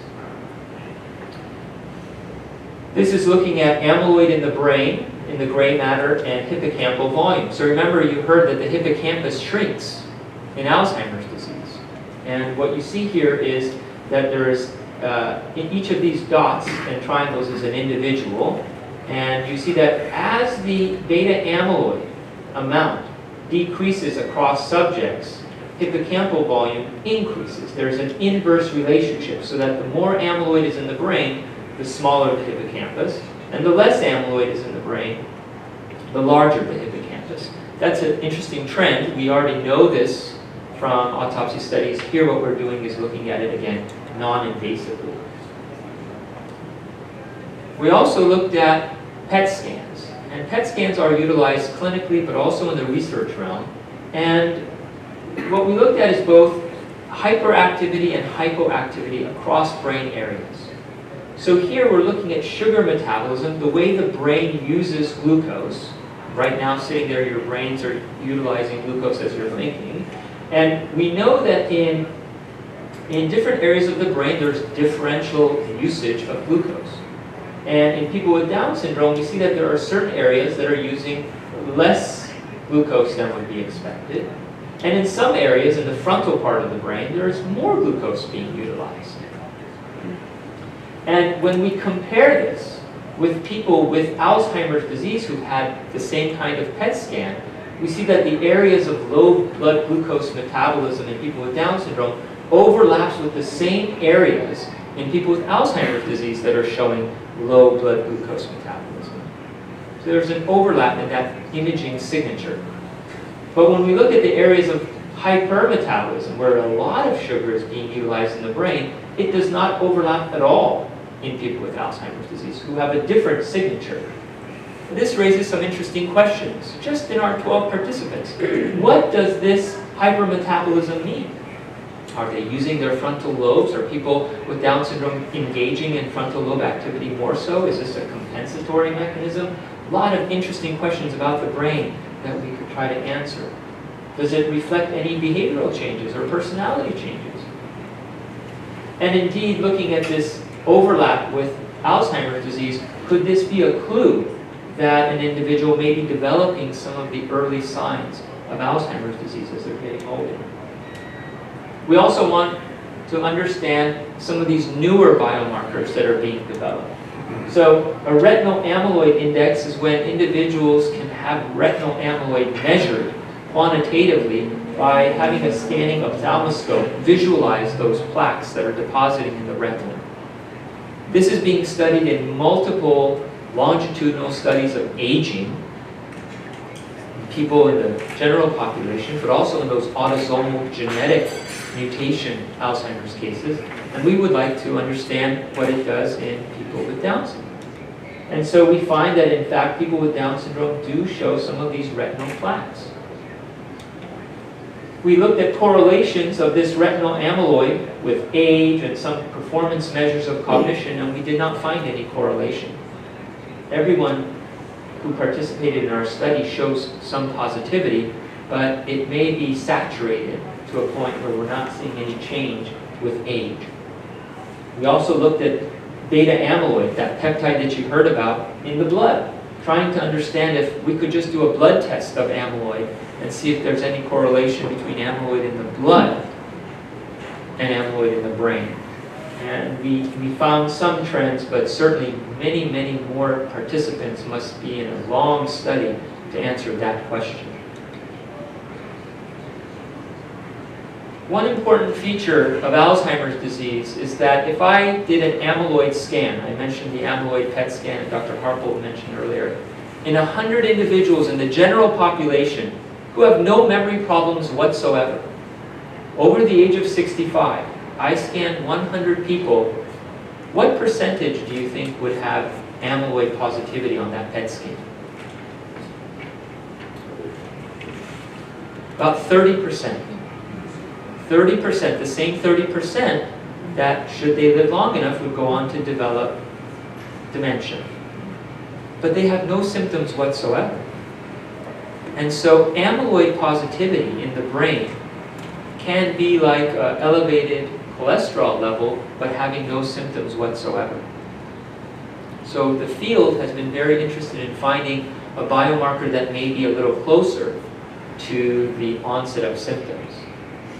And that other pathological feature that Dr. Alzheimer identified in his patient, other than the plaques, was tangles. And tangles are inside of neurons.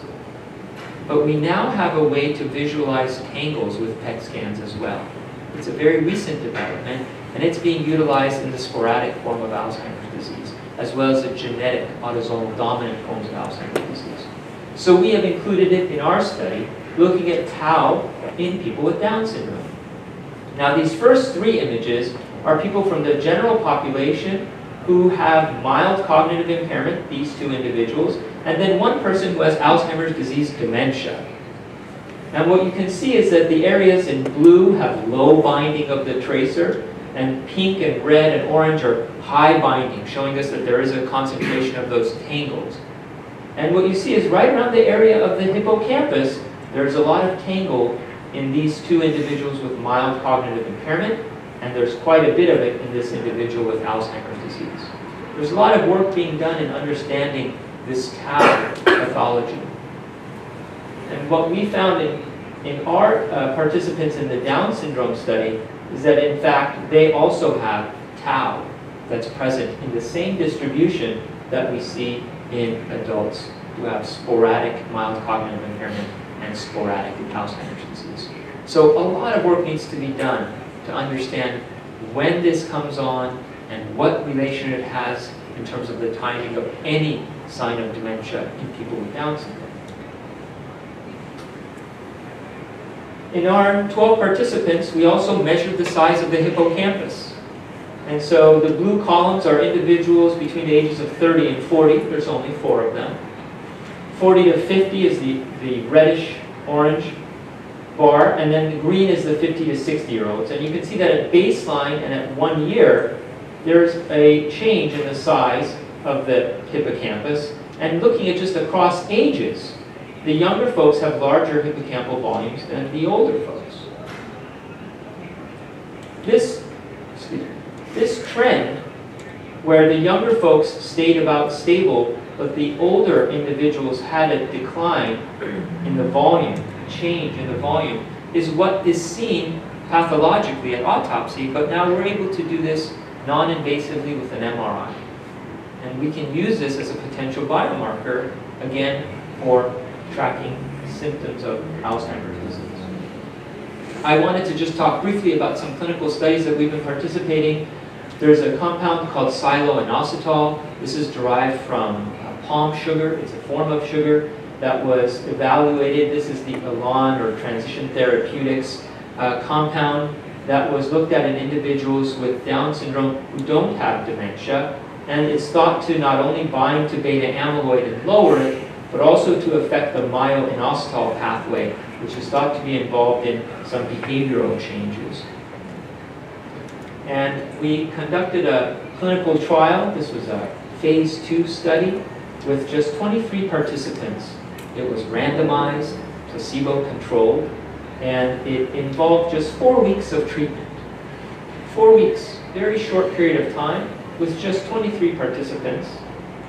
And what we found is that we can measure the level of the drug in the blood in our participants with Down syndrome. That means that a participant has to be willing to have a needle in place, in a vein, for us to measure the level of the drug after they've taken the pill. Here in the black are the participants who were on placebo. And here are the two different drug levels. Without doing this, you won't understand how the drug works. But it involves active participation and being willing to sit for 5 or 6 hours and have blood drawn. When we looked at the NPI, which is the Neuropsychiatric Inventory, this is an informant-based measure of behavioral changes, and we compared placebo and low dose and higher dose of this medication, we found that their change from baseline, there seemed to be a trend on those participants who were on a higher dose. Again, it's such a small number of participants, it's hard to draw a firm conclusion. But it shows us that people with Down syndrome can participate in a clinical study. We can do pharmacokinetic and pharmacodynamic studies, and we can measure outcomes to look at the impact of the medication. Dr. Harpold mentioned the ACI-24 study. And the ACI-24 study is the AC Immune compound. It's a vaccine, and this is a randomized, placebo-controlled, dose-escalating, multi-center phase 1b study of the vaccine.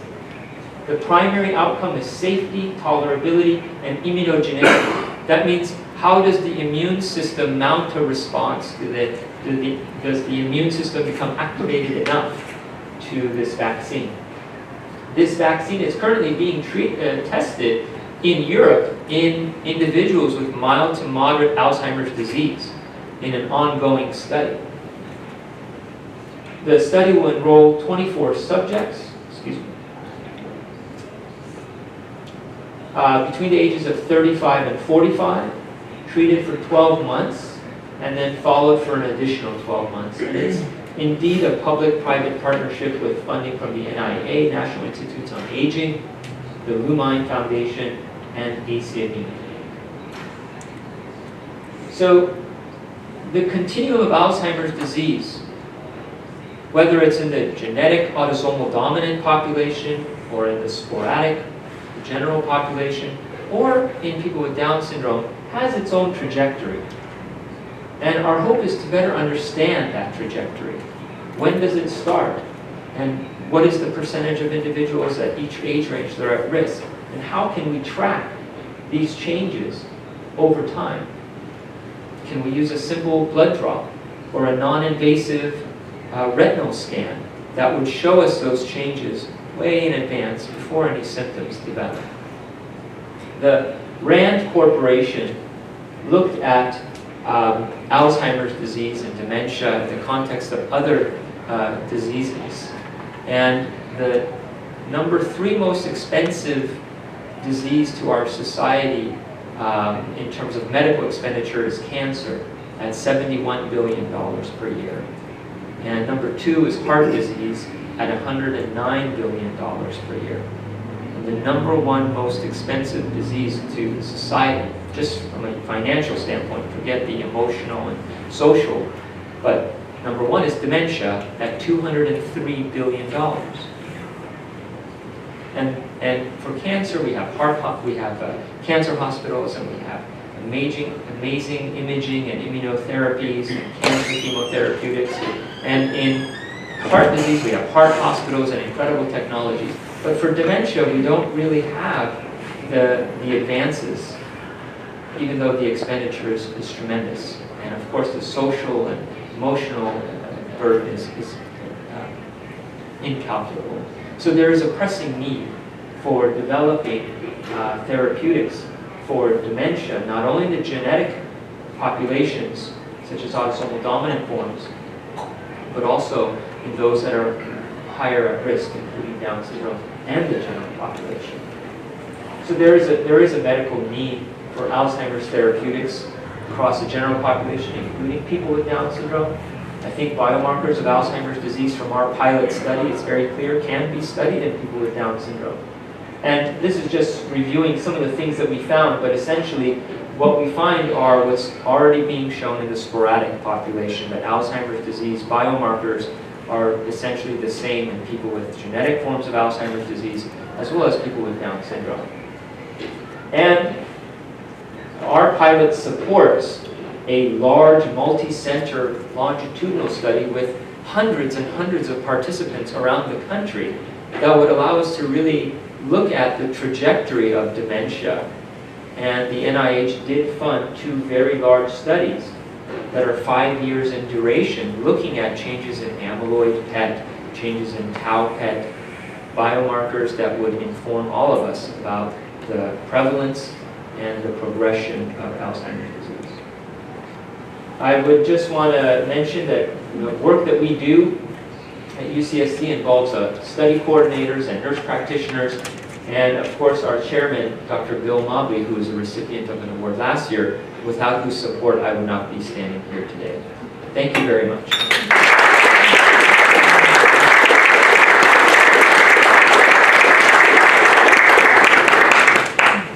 So I'm going to introduce Roger Reeves. He's been an inaugural member of our scientific advisory board, and the work that he's been doing, we're going to talk about to some extent. Also support, he's been tremendous in terms of bringing new researchers in. So he's actually been funding for the past several years a center for Down syndrome research at sort of a fundamental level, and I think he's got some exciting results he'll tell us about today. Roger. Thanks, Michael. We're running just a little late here, so in conclusion, I'd like to say, so these talks to groups that aren't the jargon-obsessed, really compulsive scientists are the most interesting and the most difficult ones for people like me to give. Most interesting because really there are so many things we could work on, and the ones that are important to work on are the aspects of Down syndrome that we might be able to address that have the biggest impact on the lives of individuals and their families. And you don't do that if you aren't interacting with the community.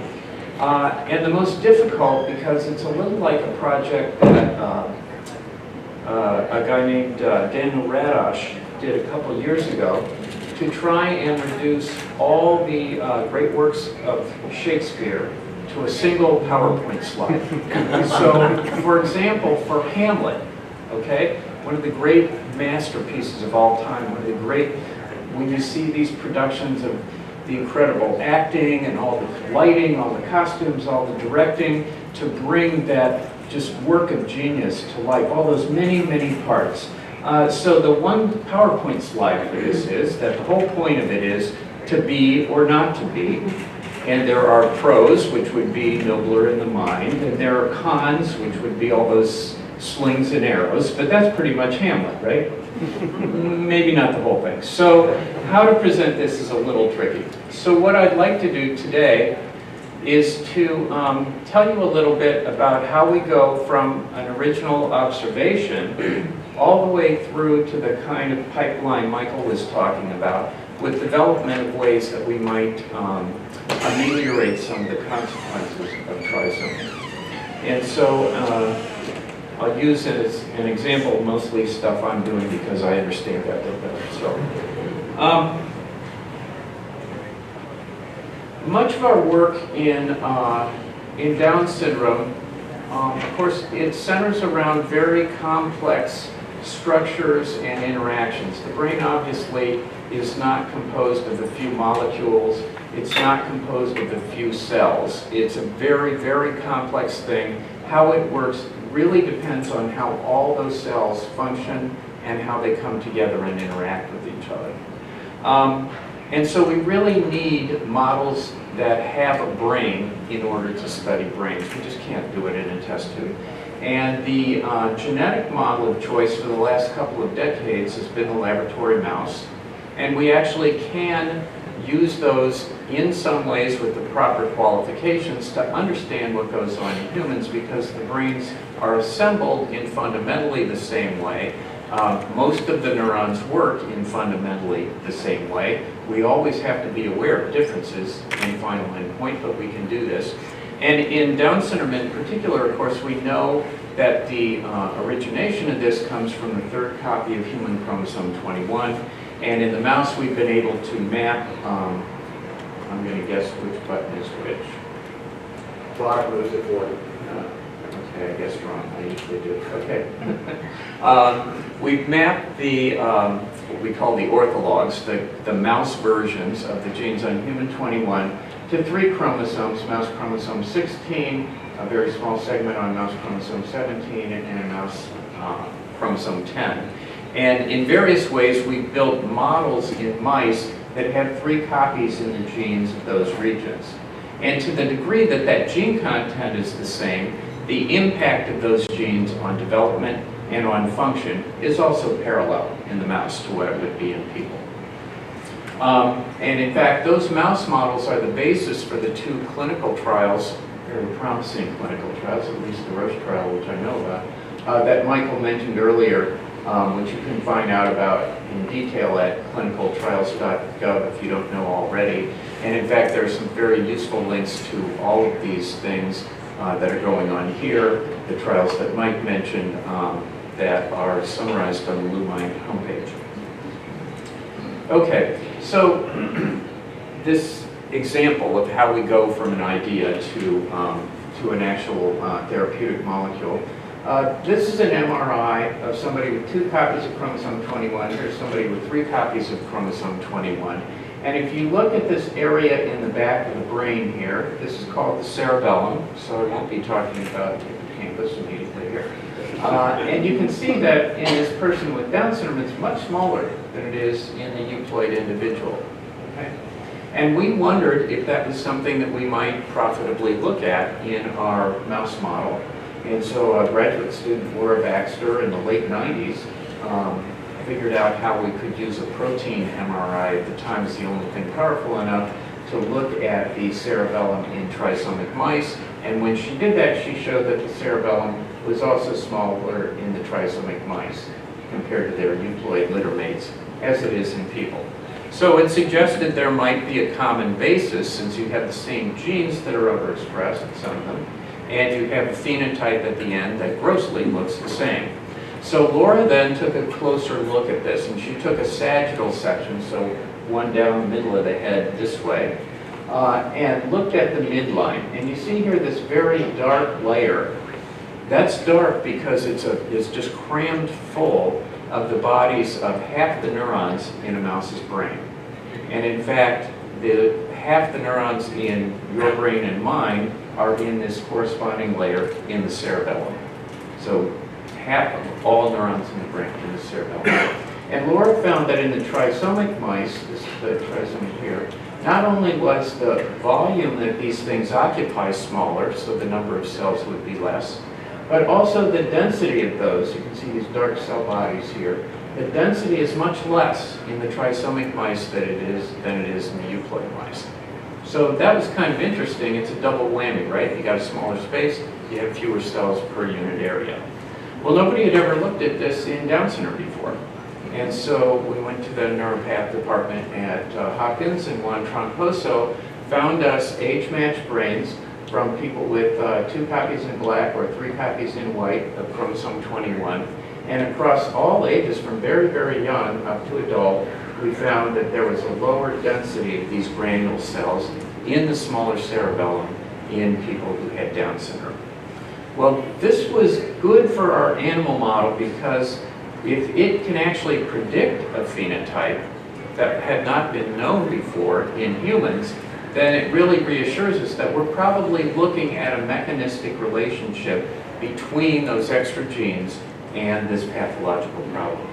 So at this point, Laura asked a terrific question. She said, there must be a point at development before which the cerebellum looks the same in trisomy euploid, and after which they diverge to give you this difference later on. So if we could find that point, that's going to be an important time in development for us to know what's happening in the trisomies. And she did an enormous amount of work.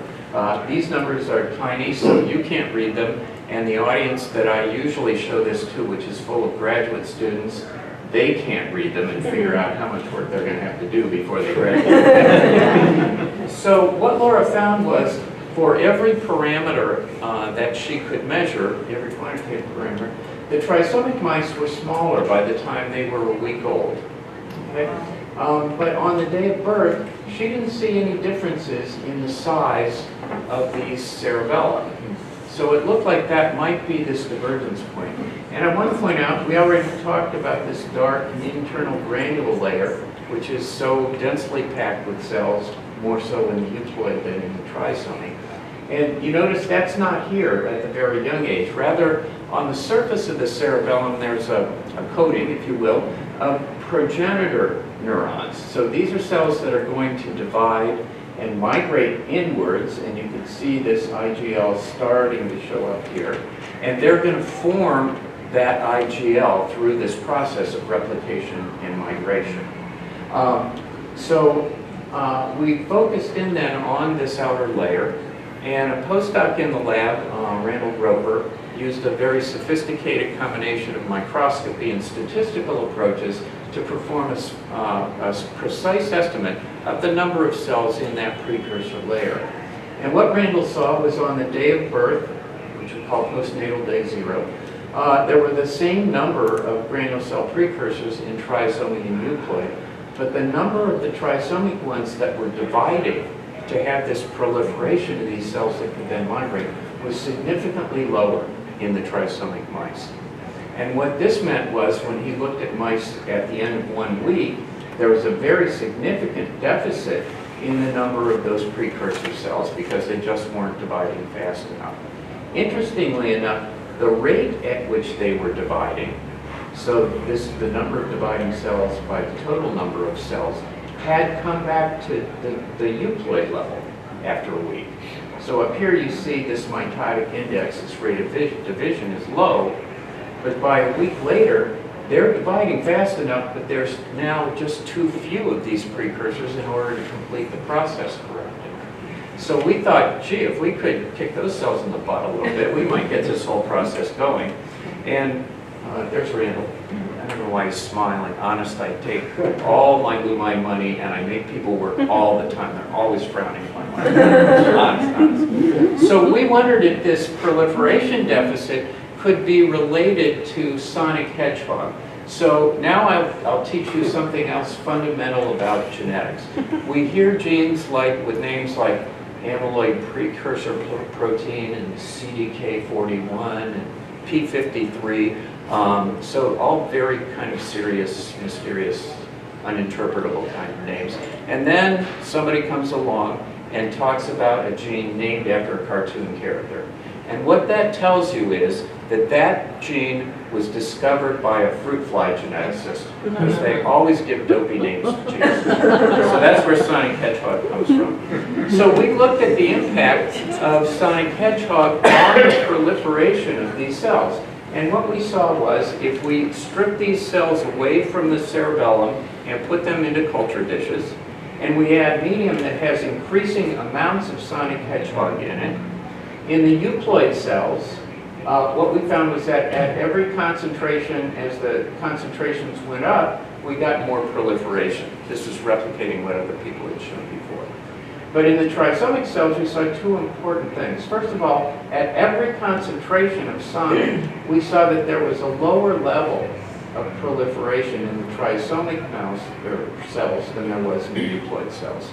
Okay, so there's something, there's a fundamental problem to how they're receiving the signals that says, okay, it's time to divide, let's go. But the second thing we saw was, although they responded less, they did respond. There's a whole lot more division here with 10 nanomolars of this sonic hedgehog than at 2. And so that, and it wasn't that far off, this curve actually, in terms of concentration. And that suggested to us again, if we could just get these cells going, we might overcome that deficit. So, smiling again, that's the these experiments. So we took a very long and expensive detour, this is before we had any LuMind support, to find out how to do this. The sonic hedgehog molecule itself is very difficult to work with. But we found from our collaborator Phil Vici a molecule that stimulates the sonic hedgehog pathway. It's called sonic agonist or SAG, and I actually showed you this data before, part of it. There are fewer granule cell precursors in the trisomic mice than in the euploid mice, but when we treated those trisomic mice with 1 dose of SAG the day they were born, and we measured the number of cells 1 week later, the amount of proliferation in the trisomies was identical to the euploid. Okay? And similarly, the number of dividing cells, which I told you the rate was okay, but the number was down, that was restored also. So this looked pretty promising. We could get this to work for a week. We thought, well, this would be a good thing to take out and see how far into life we can normalize this. So we did what all good researchers do. We took this very strong preliminary data. We wrote an NIH grant. I was capable of writing decipherable grants at that time. My preceding grant had been ranked 0.8 percentile, so you know there was no fundamental deficit. And NIH has a process called triage, where the grants that are so bad it's beneath the dignity of the study section to even waste their time talking about it. And through 3 rounds of putting this grant in, it was triaged 3 times. So about that time, the DSRTF, now LuMind, was founded. And I went to them and I said, look, here's what I've got. And actually 2 out of 3 reviewers always thought this was pretty good, but it only takes 1 to torpedo a grant these days. What do you think? And they said, we might take a flyer on you. And so they supported this work. And we injected mice on the day they were born, and then we evaluated the cerebellum when they grew up. And it turned out that that single injection, which we evaluated 3 months later, which is about the equivalent of somewhere 25 to 30-year-old human being, it completely normalized the cerebellum. So the cross-sectional area that we looked at that was smaller in the trisomies, these are the trisomies, these are the euploid mice, and the mice that got that single injection the day they were born, they were no different than the euploid. Similarly, with the density of these granule cells that was significantly reduced in trisomic mice compared to euploid, totally restored. 1 injection the day of birth, we're looking 3 months later. So these experiments were actually not trivial to carry out. The synthesis of the drug alone would make your hair fall. Testify to that. So before we sacked the mice, we did some other things. There are a number of behavioral tests that we know are affected, and these behavioral tests tell us something about brain regions that are especially affected in learning and memory. And they've actually been instrumental in studies like Jamie Edgens that Michael alluded to earlier in looking at designing tests for Down syndrome that will focus on the brain regions that tend to be especially affected by trisomy. One of these is a test for visuospatial integration, which is the test of where the heck am I? So when you came in here, you actually built a map in your hippocampus of where you were that's based on the firing of different subsets of neurons there. So when you're in one place, you have a subset of hippocampal neurons that are firing. When you go to the door, a different subset fire to say, okay, now I'm over here. When you go through the door, a different subset fires and say, I can go this way to reception or that way to get a cup of coffee, and so forth. So these complex maps are built up on different subsets of those neurons that fire at any given time. And we measure that in the mouse with an assay where we put them in a big tank and let them swim around to get out of the water on a platform. It's called the Morris Water Maze. I was actually with Richard Morris in London a couple days ago at a meeting. And trisomic mice do very poorly at this. So we measure how long it takes them to find the platform after a number of trials. And you can see in red here, the trisomic mice don't improve very much, and it takes them a long time compared to the euploid mice in green. But the trisomic mice that got a single injection of SAG the day they were born, and now again they're being tested when they're the equivalent of 25 to 30 years old, are in blue, and they perform just as well as the euploid mice, much, much better than the untreated trisomic mice did. Now this was gratifying for a number of reasons. One is neuroscientists don't care about the cerebellum, so now we had a link to hippocampus, so that was good. We could publish this in a much more visible journal. We were able to do some electrical physiology. We actually measure how well the neurons communicate with each other through synapses by putting a stimulating electrode at one point in this circuit and a recording electrode in another part of the circuit.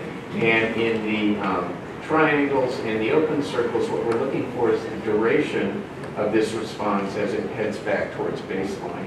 The untreated trisomies come back towards baseline much more quickly than the euploids in the triangles, and the treated trisomies look just like the euploids did. So we had this proof of concept for what's going on here, and we're now working very hard to find out exactly why those pathways are working better.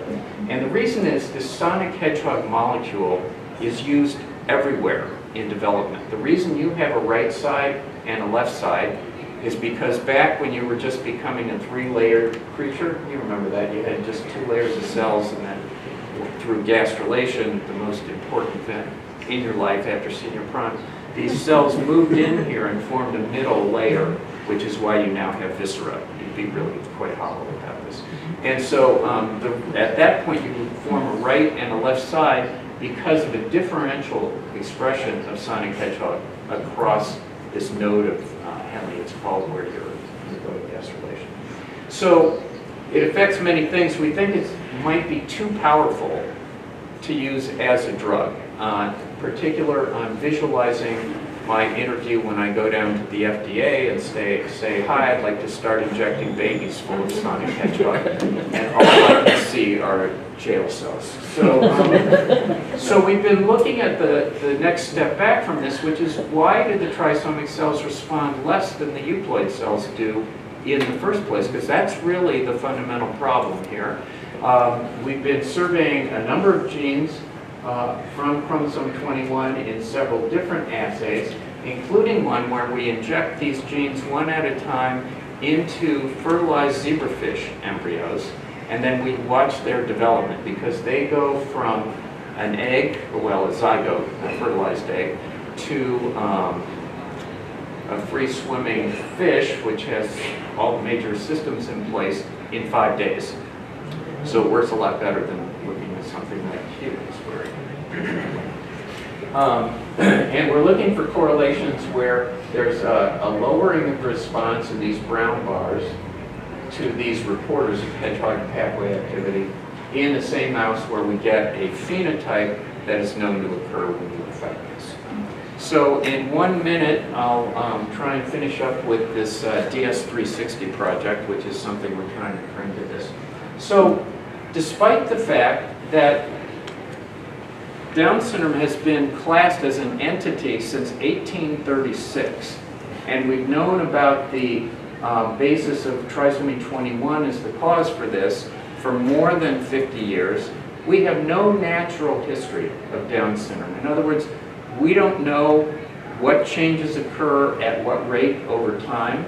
We don't know if there are any co-relationships between morbidities in Down syndrome. So does somebody who has a heart defect, will that group of people tend to have lower cognitive function in one domain or another domain? We don't know that. Someone with severe sleep apnea, could you predict that by the fact that there is a quantitatively more of an impact on craniofacial development, which is substantially due to hypoplasia of the midface skeleton? We worked on that with Joan Richmeyer, an extremely talented anthropologist. We don't know if those are related. Language relative to an early heart operation, is there an impact? We don't know. I mean, shameful is the only word that can come to mind for not even ever having tried to look at whether one of these conditions might predict things that you should look out for in other domains in Down syndrome. So we would like to correct that by doing very deep phenotyping, we call it in genetics, when you look at all these characteristics. And then we would like to correlate that variation with genetic variation between individuals. So most of the basis for how someone with Down syndrome presents and the variability is identical to the reason none of us look alike, that every time you have trisomy it occurs on a different genetic background. And we need to know the relationship of those different genetic backgrounds and what some of the risk factors might be for different aspects of this. And as my last example, I'll just tell you that we know that that the midface skeletal hypoplasia actually develops early in development from a population of cells known as neural crests that have to migrate from the neural tube along the back of the embryo. They grow out and make an outpouching, which is called the first pharyngeal arch. And that will proliferate, and those cells are going to become Meckel's cartilage. Meckel's cartilage is a model of all these bones in the midface and in the mandible. And those ultimately will become ossified. Cells actually from the blood system move in and form bone out of those cells. And we found out that in the trisomic embryos versus euploid embryos that we look at, there's less original delamination of those migrating cells. There are fewer cells migrating. When they get in to form this pharyngeal arch structure, there are fewer of them and they don't divide as rapidly. And what that means is when it comes time to build this cartilage model, you don't have enough bricks to build the wall. Okay? If you have less bricks, you're going to build a shorter wall. And so that makes these bones smaller, and because it's not completely proportional, it leads to a dysmorphology that way. Okay? So if you have a more severe effect on the face, you're going to affect nares, which are the passages where oxygen gets in. That is going to lead to more adventitious infection. It's going to lead to obstructive sleep apnea. So you're going to have sleep disturbances. And we know that repeated disturbance to REM sleep, a particular phase of sleep, has a big impact on fixing memories from things that you've experienced that day. Well, that's what we study in the Morse water maze, is the fixing of memories from these repeated tasks. So it may be that a problem with those neural crest cells is strongly correlated with cognition. We don't know that. We could form that correlation at least and then look for causation in any of these regions. And all we need to do it is to actually get the resources and do it. So DS360 puts together a recruitment network. This is something Stephanie Sherman and Emery and I have worked together very closely for a long time, originally to look at the basis for congenital heart disease. CHD is the most frequent birth defect in any person, regardless of how many chromosomes 21 they have. But the risk factors for CHD are greatly elevated in Down syndrome, and that means that we get a stronger signal-to-noise ratio for genetic modifiers that contribute to that. So that's fancy genetics talk for saying we can really learn a lot about signals that are too small to detect in the population at large when we study them in this increased risk population with trisomy 21. So we set up a series of sites around the country. We then got involved with Lynn Adele and Jamie Edgen to expand their cognitive test battery, as Michael said, and that led to the Down Syndrome Cognition project. We have established, this we is pretty much Stephanie, this clinical assessment tool, quality control between sites to make sure that these very touchy tests are done in the same way and we're collecting the same data. We have a large biobank. We have a secure HIPAA-compliant database. That's a non-trivial undertaking. And we have samples from these things that we can now analyze genetically to begin looking for correlations between genetic variation and these phenotypes that I'm using. So I just want to leave you with the message that we are at a place where basic research really has had a profound effect in Down syndrome, which I would point to the Roche trial. This is something I hoped I would live long enough to see. I never thought I was going to get to be a part of it. And without LuMind, in fact, a lot of this would not have come about as quickly as it did. And I want to thank you very much for your support of this, because this whole enterprise is kind of like seeing a really fancy car. One of these car shows, you know, they roll out these things, and women with hardly any clothes on always are attracted to these for some reason, and they're all shiny and flashing lights and everything else.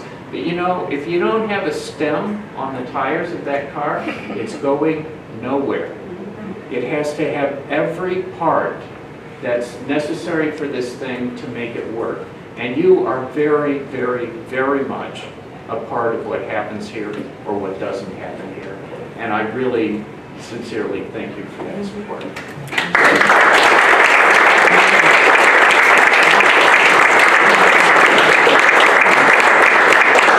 of course, I have to thank the mice for their participation. Yes, they're smiling. I'm glad you gave them a wipers over. Is that a donut? They get the donut afterwards. Krispy Kreme. So we've gone over. I'm gonna, as Roger will always point out, it's me. Okay. And I hope what we've managed to do is to tell you there's a lot of exciting work that's going on. And I think the bottom line, the thing that I think is the most meaningful is, and hopefully this translates to the community, is there's actually hope out there. I mean, when we began, it seemed basically missing out there.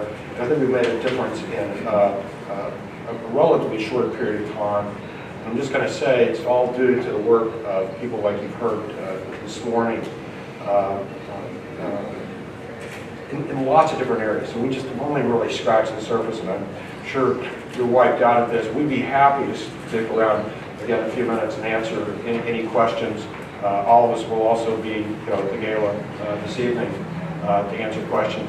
And I would just say, again, get a copy of the presentation. You can always email us, okay, if you've got specific questions that maybe you think about as you wander off or over the next weeks or months. By all means, don't hesitate to ask. But right now, I think any of us, Mike, Roger, myself, would be happy to answer a few questions at this point if you're willing to hang out. Yes. Back to the funding page, what's your hypothesis about why Down syndrome is funded so much less than all these other issues? You're looking at something that's historical. I think if you talk to 10 individuals, you're going to get 10 answers. I don't think it's simple. I mean, I think you can come up with some simple ideas. But I would just tell you, number one, it is complicated. I mean, historically, you're dealing not with single gene disorders, which have taken off over the past 20 years. I mean, the Human Genome Project, a lot of the sequencing technology really made that take off. So you're dealing with many more genes. So it's really being able to tease that out. I think that's part of it. I will also say, I think, with respect to funding, Down syndrome missed the boat in certain funding possibilities, and there can be many reasons for that back in the early 2000s, in the 1990s and in the early 2000s. But I think, rather than dwell on that at this stage, again, it's a fact, right? I mean, it is where it is for whatever reason it is. what I hope we were able to do, which we haven't really been able to do, 5 years ago, is to show you that there is an upward trajectory. I would tell you that, at least in my discussions with NIH, I think Roger, we've been in a number of these, I mean, there is an increased awareness. And I will just also say, with respect to the Alzheimer's arena, used to be some battles about whether it's the same or different, et cetera. How relevant is it to Alzheimer's disease? I think that's something that's really changed in probably the last 5 to 7 years. So there's still a long way to go. The other problem that we're facing over the past 10 years is basically NIH budget's been flat, and I mean it's in absolute dollars. So you think about that relative to buying power, okay? The director of NIH will sit down and say, oh, during that period, the buying power for research actually went down by 25%, okay?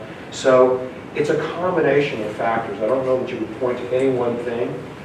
I don't think there's necessarily any conspiracy on this. I think it's just, as I said, it's a number of these factors that happen to converge at the same time. But to me, the good news is it's starting to have a bit of a change. And the other thing is just at the end of December, okay, Congress did pass an increase in a substantial increase in the NIH budget. So we'll see. I mean, we're going to wait to see the next grants that go in as to whether or not that makes even a more significant difference. Yes. Thank you so much for all your work on behalf of our kids. I'm going to get choked up if I talk any more about that. I was just wondering, is the clematis trial, is it going into the 3rd clinical trial now? Yeah. So it's just finishing up the phase 2. They would have to actually look at the data, okay? I mean, what does it say? Is it showing some activity? But I will say that, from the discussions with Roche, I mean, in their own mind, they've laid out essentially a plan for a phase 3 trial. So it would go to a phase 3 trial subsequent to that. The question is, it's likely to happen after the end of that second phase 2, which I was telling you would probably be done end of Q1, beginning of Q2 of next year. Again, that's assuming everything goes right. So yeah, it's actually anticipated on that. They've had discussions on that for a while. And again, it's a convergence of a lot of things. They're looking at those outcome measures, what's working, what's not working. Are there issues there? Do we have to reconsider various and sundry things? But that will be the next step. And in terms of timing, this phase 3 normally, typical trials, how long does it take until it's available for sale?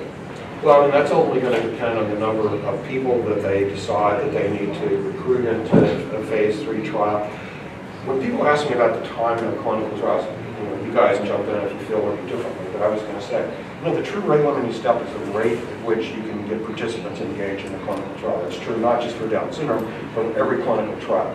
So, I know from talking to many in the community, you're always hedging your bets, you're never very definitive. But in reality, the one message that I do like to give the community is the community is in substantial control of that. It's because it's participation.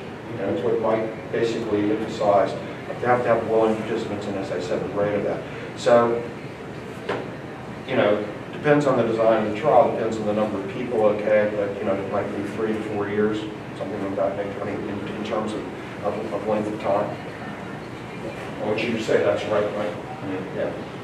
Yes? I want to thank you, all three of you, for stimulating addresses.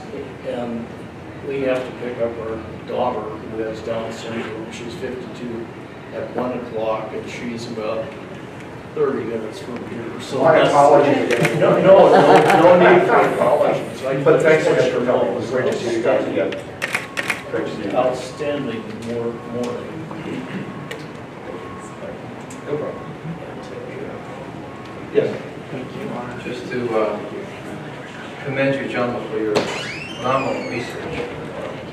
Now, this research is being done here in the United States. Are there any types of research around the world, or you can come? Are you in communication with, or is it just mainly the focus is right here in this country? Absolutely, and again, we didn't really have time to go on it. On Roger's slide, one of the things in terms of thinking about asking that question about that variation, I mean, the point, this tip of the DS360 project that I'm talking about, in fact, including the Down syndrome biomarker projects out there, needs participants. So one of the things we've done is to think about this on an international basis. Let me just tell you, I mean, we've actually considered ourselves having gone international because the funding for that clinical trial feeds back through to the UCSD running the clinical trial. It's actually to ACMN, which is a Swiss company.